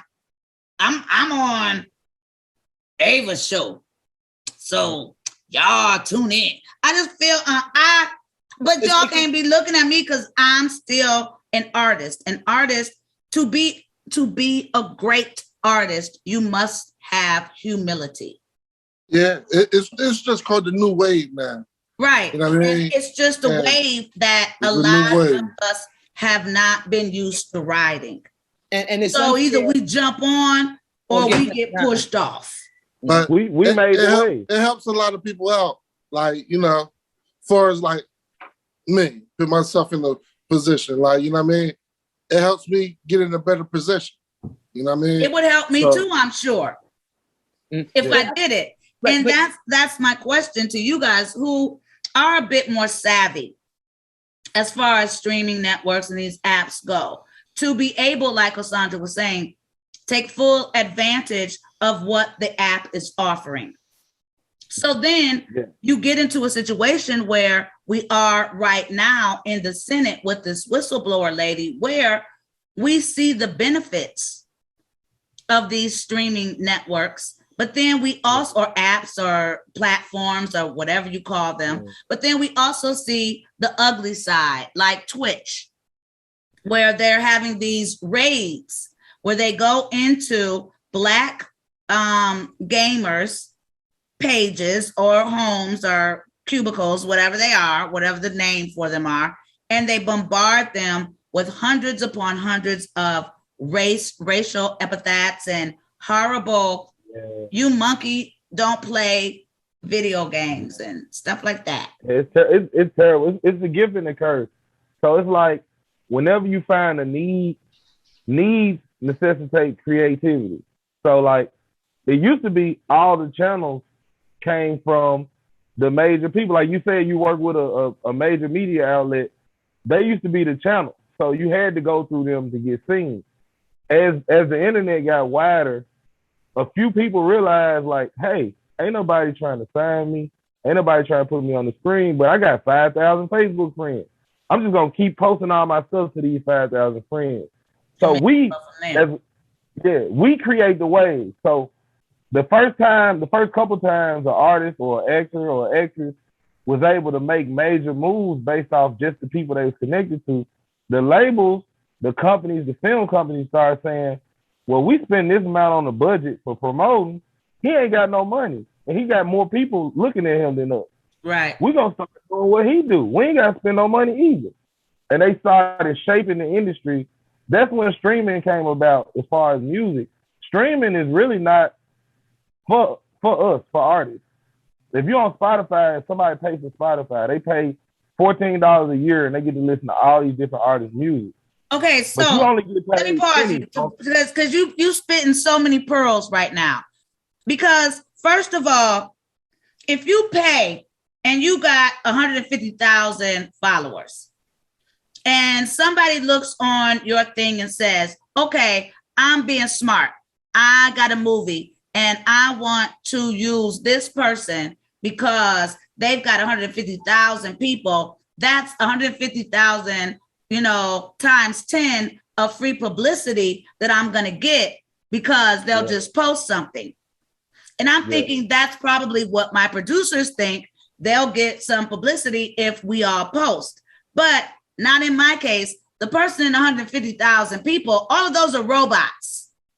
Most of them are, yeah. So most people, those robots are not going to watch your show.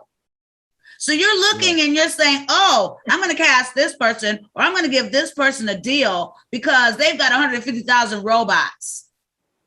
Now, the robots will probably, I don't know if the robots have fingers and they can retweet. I guess they can. Or what would be the purpose of the robots? Is it just that? Now, a lot of labels that got smart, people that got smart, they check the aneurysm of your Instagram. So a lot of them, they can see what's bots, and a lot of them, they can see what's real people. You know what I mean? Yeah. So they can check the aneurysm. You think producers are looking up, oh, okay, Mad Ryan's got 150,000 followers, and Slow Beats has 1,600.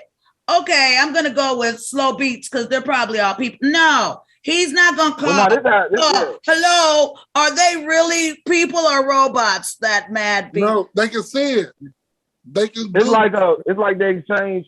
You had the exchange with a particular rapper. I'm not going to say his name, but I had the exchange with him too.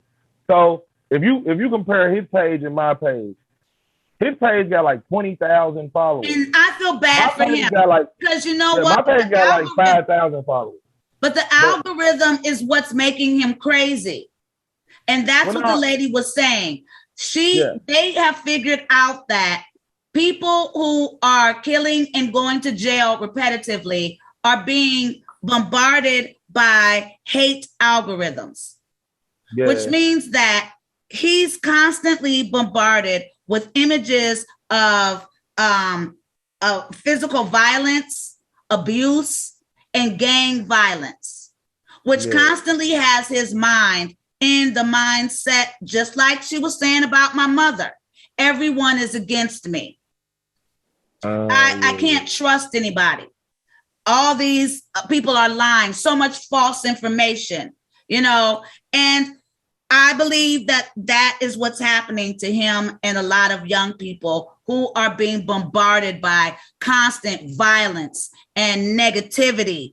And at the same time, they're looking at Facebook and Instagram and lifestyle comparing, you know, and that is depressing. That's the hood anyway. You know what I mean? Yeah. But I was just speaking to like real numbers versus bots. So like if you compare followers, he got like 20,000 followers. I got like 7,000 followers. But if I post a video, if I post a video right now, he posts a video right now, my video is gonna shoot up to like 500-600 plays to those actual people that's watching my video. So can the bots retweet? No, it depends how you set up your account or how you buy them. Bots can like your stuff. Bots can't tweet, but they can like all your stuff. Do bots have their own pages?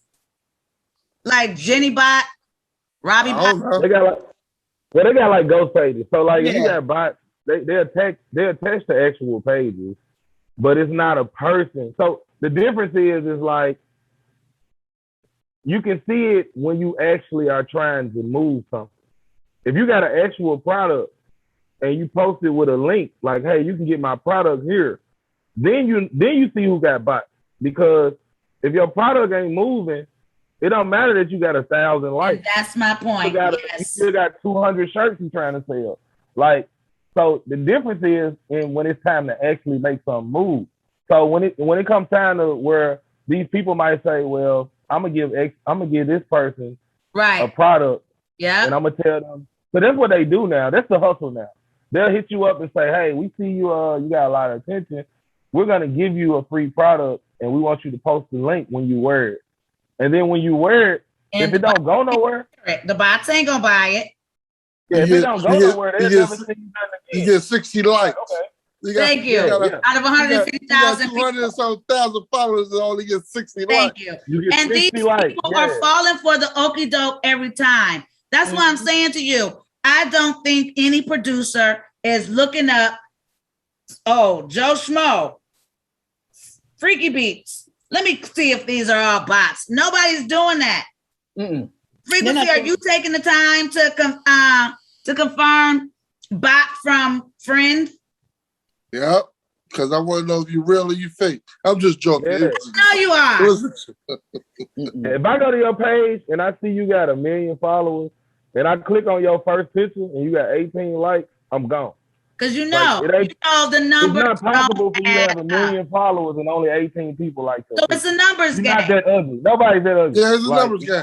Yep. So if you've got a lot of followers, say 100,000, and you've got 16,000 followers, likes, then that kind of adds up, right? Yeah, it makes sense. That makes sense. But if you've got 100,000 and you've got 3,000, does that make sense? Like, I don't understand. If you got 100,000 followers, nothing is in the double digits. If you got 100,000 followers, none of your posts are in the 50, 60 like range. It doesn't. The law of averages just don't work that way. There's no way you got 100,000 followers and less than 1,000 or so is liking your stuff. If they real people, it's not possible. Well, what if people just don't like your stuff? They gonna unfollow you. Right. So that's what I'm not understanding. If you got so many followers, don't none of them like your stuff? Yeah, that means that they're not actual people. Because actual people got to see your stuff every day. So they only gonna not like it so many times before they be like, you know what? I'm cool on this page. But when it's a bot, it's not a person that has to see it every day. It's not an actual person. So it's no attachment. They still gonna be there. You'll still have them followers. So and when you first get them, they like your stuff, but after a while, they stop liking it too. Like that's what's funny about bots. They just there. They placeholders. Can you get a bot to like your stuff? Can you buy bots? I'm about to like your stuff. Yeah, you can buy likes. Yeah. Well, then it would make sense if you got 150,000 people and you buy 16,000 likes, then you every post you make, you got to spend money to buy some likes. Man, I ain't buying no likes. If you don't like, I just ain't buying. And what is that? Does that do something for your career, or is it the product you're selling, or how does that? A blue check on Instagram can do something for your career. I got a blue check. You know what I mean? You do, because you verify who you are.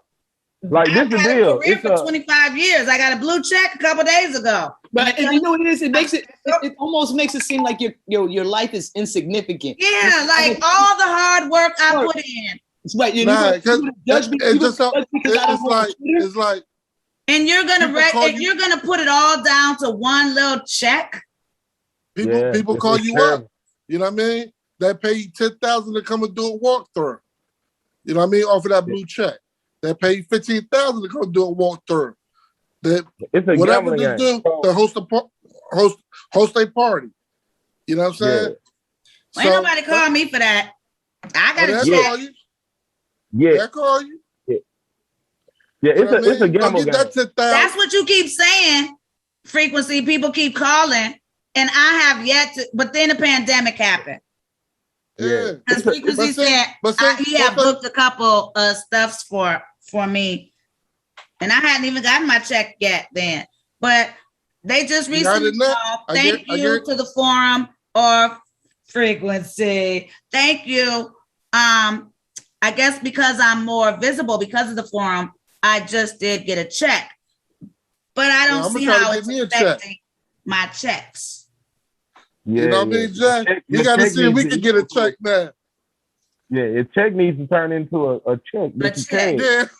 Yeah. Because a check don't mean check if it ain't attached to a check. But don't be surprised somebody call you and be like, can you do a walkthrough?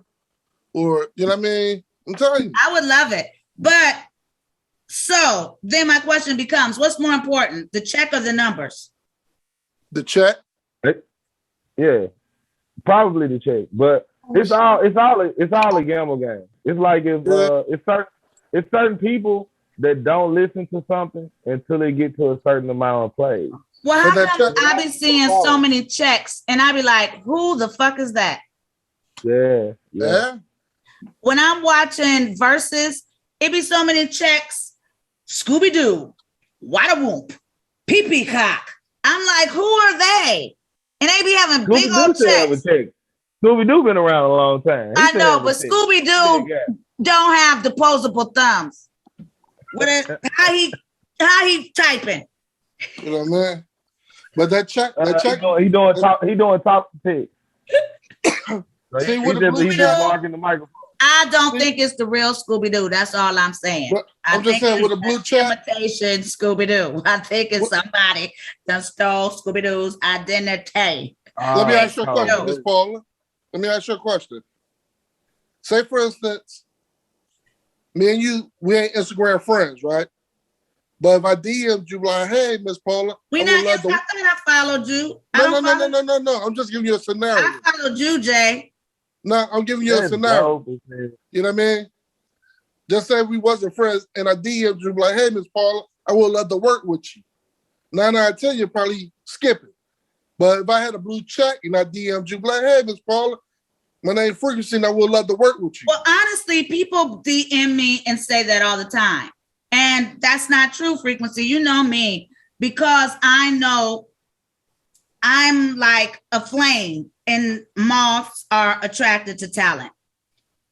Talented moths is what I'm trying to say. I think I'm saying it wrong. Talented people we get the gist of what you're saying. Yeah. Yes. But it's just like, and when somebody reaches out to me, genuinely, y'all, I know it ain't nothing but God. And there's never been a time that because I respect that kind of hustle. If you want the game and you see the light in me and know I'm going to give you the game and you didn't let nothing stand in your way from hollering at me, I'm going to give you the game. But you don't have to have a check. You don't even have to be Scooby-Doo. See, you one of a million. A lot of people. Yeah, you rare. Yeah, you're rare. Because so you're saying that if you have a check, it helps you to get into somebody's DMs. Sorry, y'all. Hell yeah, for sure. Yeah, the check is listed as verified. So that's what the check means. Yeah. So all the check says is that. But I just got the damn check yesterday. So you saying I ain't been verified since yesterday? I No. mean, you've been verified because Oh, you you've been. Frequency. But- No, I'm talking about on Instagram. But there's official Paula J fan page, isn't it? Yeah, that Isn't there just official- happened. Thank you. Yay. So Please that's the thing. This is the thing know with who those you type of are. You being so secretive. I'm your fan. I ain't pages. never. People will make them pages and they'll reach out to people as you. People will make an official Paula J page or official Kurupt But page. I think my And fan page that- can get more now- people than now I that you have. said- Now that you said that, Miss Paula, watch how many deals you get. I hope so. But don't be looking at me like I've got the power in this moment. I have the power to give you the game, but what you do Yeah. with that knowledge is up to you. I have the power to make phone calls like my boy Frequency, but what happens from that phone call, only time can tell. Because this is the type of industry, like Nelly said, let me in, Bill Gates, let me in. Yeah. Steven Spielberg let me in. You know, it's like Yeah. straight up, the door is locked. I don't care if you make a movie and it's good, ain't nobody distributing it. If it's too Yeah. good, ain't nobody buying it. Let's put your blue check to the test. Leonardo DiCaprio said, "Let's do a movie together." I'm down. I met Leonardo. Tippy introduced me to Leonardo DiCaprio, Q-Tip. And So I'm a big Q-Tip fan. It's dope. me too. I'm a huge Tribe Me Called too. Quest fan. So that was like, nice to meet you, Mr. DiCaprio. He was like, nice to meet you, Paula. What time you going on set, Leonardo? Did you ever have a Like, that's conversation? what I was supposed with, to say. I ain't seen Tippy in none of his damn movies, so what the hell he gonna put me in one for? I'm just saying, I ain't seen Tippy in none. He might have been in one I missed. I don't know. I just don't Yeah. think it worked like that. Did you ever have a conversation with Kiefer Sutherland? Yes, we did. Because I saw you in Phone Booth the other. I watched Phone Booth the other day. I hadn't watched it in a while. The Toronto Film Festival.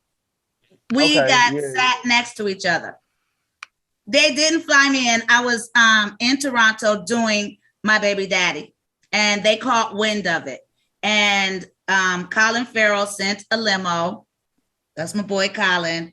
And Colin's to cool, my too. hotel Yeah. room, and they got me to the premiere of Phone Booth at the Toronto Film Festival right on time. And in the dark, they led me to my seat, and I looked over, and it was Kiefer Sutherland. And Yeah. I was like this, like the whole movie. I don't even remember watching the movie. I was just vibing on being seated next to Kiefer Sutherland. And when my part came on, he was looking, and I saw him look over, but it was dark. And it wasn't until the lights came up and they entered, he bugged out like I bugged out. Like he was like, Yeah. oh shit, my dick hand. Like he was so freaking cool. And his mom was there, and Colin's mom was there. And me and Colin's mom and Colin's sister and Colin shared the limo to the after party. And it was just really a phenomenal night. The moral of the story is, yes, I did get to meet Kiefer Sutherland, and he was just as impressed with that performance of, not me. As he should have been. The dopest part of this story was you saying him looking over and recognizing you, like, oh shit, I'm next to Yeah, he Paula was. J. He was like, Yeah. that's you. Because when I first sat down, he was like, who they sitting? You know, I'm Kiefer Sutherland. Who is this? They didn't put this black girl next to me. But I guess I always smell good. So I guess he was like, okay, well, she Like, who's this brown sugar y'all? okay, who is this chitlin? I guess he looked me up and down. It's like, okay, she could stay. And he didn't trip. But then of course I did say a silent prayer. because I felt him as Kiefer Sutherland, and the chair was left open for an actor. I'm sure he wasn't expecting my black ass. That's So, even better. That's yeah, what's up. he did give me a little shade, like, an actor is supposed to be. I was like, yes, sir. It's okay. But he wasn't like, bitch, get the fuck up out. He wasn't like security. He was just like, okay, she can stay. But yes, because you smell too good. He was like, let us stay. I like this. Yeah, he was like, he feel like, oh, okay, she can stay. But yeah, afterwards he did recognize me from on the screen, and he was very complimentary and very kind. Paul, I have a question for you. Yeah, man. Because we went to a premiere together. I went to a premiere with you, and I want you to, I don't remember the movie, but the premiere was so dope. But it's a picture, and it was in '99, and you had on this yellow, orange, and red dress and a yellow rose in your head. I know it's '99 because it's a picture of me, you, Tony Smith, Jamie Foxx, Arnell, and Kim. And we were at what movie came out in '99? Yes.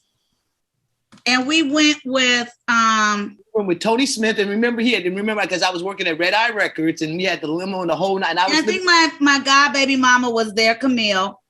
Oh yeah, Camille was with it. Yeah. Camille, remember Camille? Because we all met because we left from my baby mama, and she brought her little girl, the pretty little baby, and I remember Shaquille was all in her face, and she was like 2. But what was that movie though? Well, but I just remember I have a picture with me, you, Jamie. I don't remember. It wasn't Woo. No, Woo, please, girl. You didn't do Woo in '99. No. Okay. I don't know what it was, but it was a movie, and we all went, and it was fun. Was it The Break? Was it The Break? No. Was it? The Break came out in '99.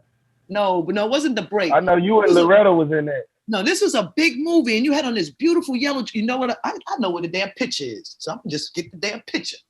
D, can you look up? It was a huge movie. Like, Why Do Fools Fall in Love? Yes, that's what it was. Why Do Fools Fall? At first, that's what I thought. I was like, but what's she in Why Do Fools? And that's because Vivi was in it. Vivi was in it. Remember, Vivi, Halle Berry, Vivica. Oh, you talking about Vivica? Yeah, Why Do Fools Fall in Love? Okay, Halle Berry, Lorenz. You call her Vivi, I call her Angie. So I was like, Angela, Angie. Okay, Angie. I like Angie. Vivica was in it, and I played Vivica's best friend. And that's why it was such a high profile premiere. Look. I see you. Look at us. That's crazy. That's the crew. Hey, I got another one. Hold up. I have another one. Because I was like, that's not the picture with Jamie. So that's Arnell Simpson, everybody, was on my one side because it's dyslexic and I get flipped around every time. So Arnell Simpson had on the blue, and Kimmy Nikki had on the other outfit, the puff. Oh man, you know what? This is tripping me out because I'm like, where the hell is the? But I'm gonna show you. Kim is in Chicago right now. She's a teacher / educator / Look at El Ray. Oh my gosh. That was in '99 too. Look at how fat my face was. Oh my God, look how skinny mine was. Wait. Okay, I'm gonna bust you out with one more. Wait. El Ray looks so pretty. Hey. Look at Tasha. Thank you so much, Cosi. Because people be coming on acting like me and Tasha ain't girls. They be trying to act like, I ain't gonna say nothing because Tasha might. I'm like, that's my dog. Don't y'all know she took me under her wing when I first moved out here? Like, that's love. Tasha Smith is one of Tasha. Oh my God, one of her best friends. Mm-hmm. Yep, Tasha and Sidra. Those are. Okay, the crew. The crew. But wait a minute. Here you go. I got one for you. Remember this?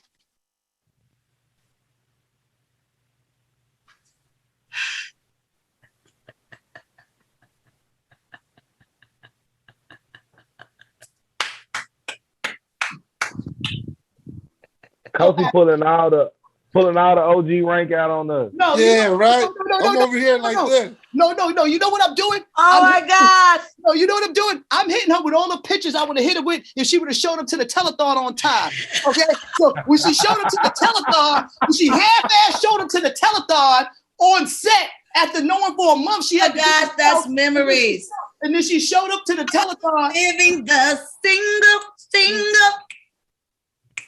Yeah. Hey, Jay. Yeah. Jay. We was talking about a movie, man. You know, Yeah. and Miss Paula was trying. We might need some people.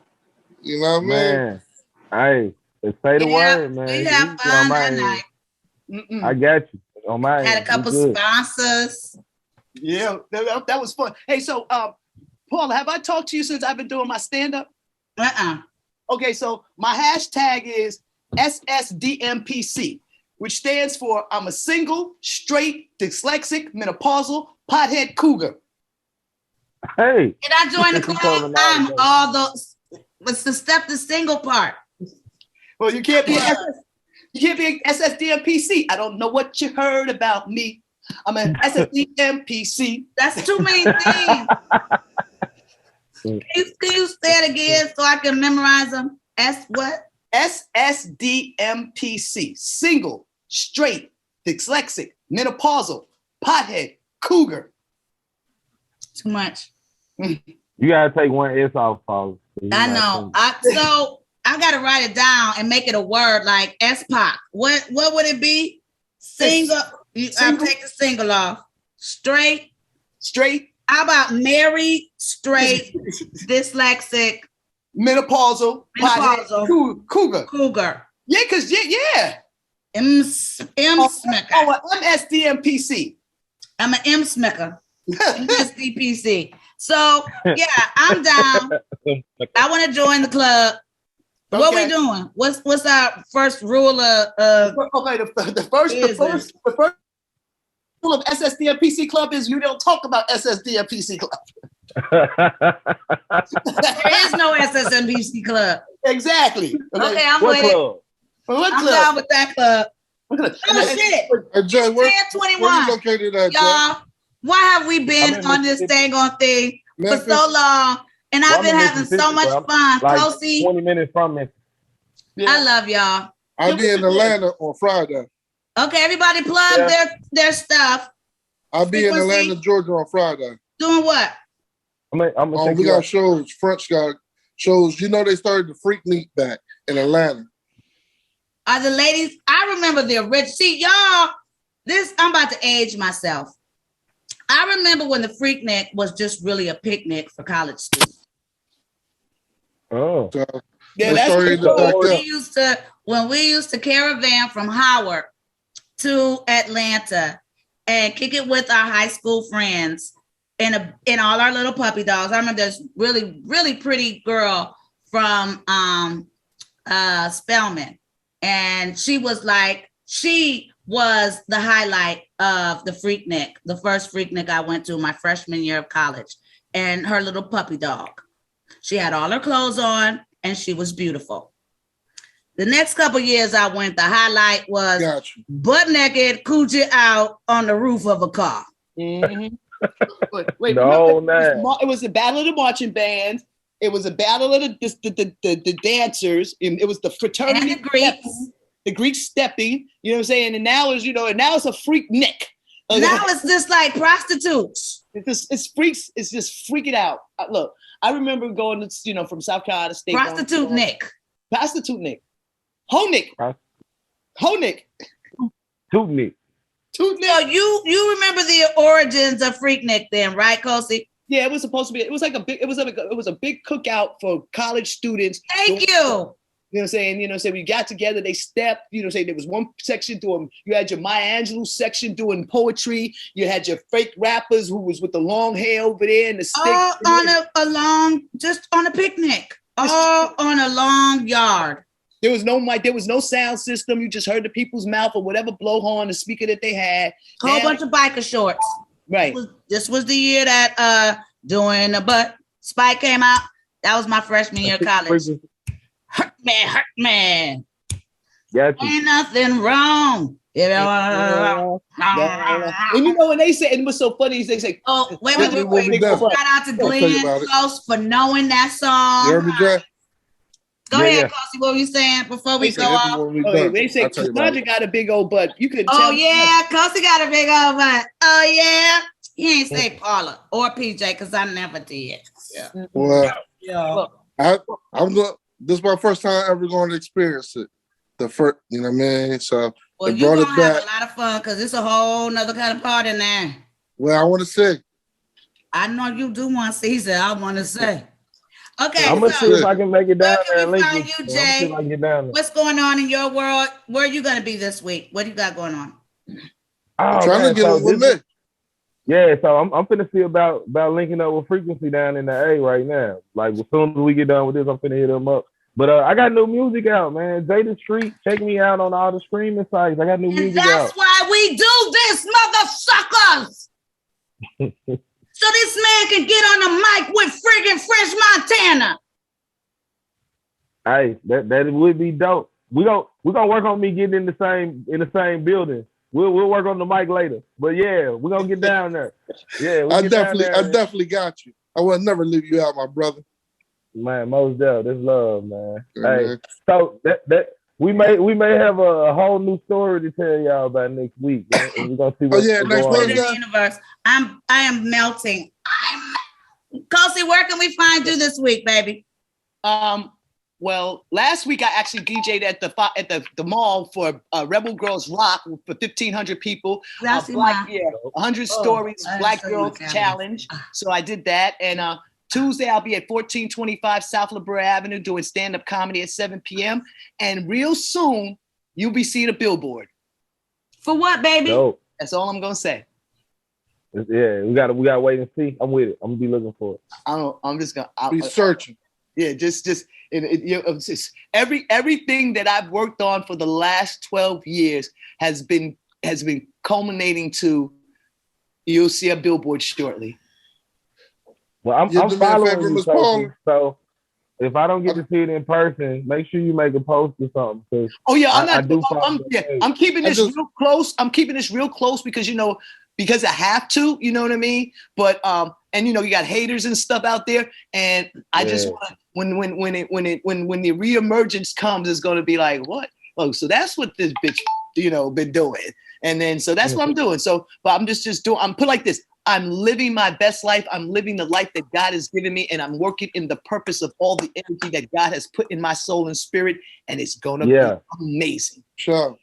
I want to give a shout out to everybody that's on this podcast. Oh, y'all can find me on Queen Sugar. I think we'll be coming up on my 5th episode, D, or my 4th. My 4th episode. I got 6, y'all, so tune in. I'm gonna surprise y'all. It's gonna be some stuff.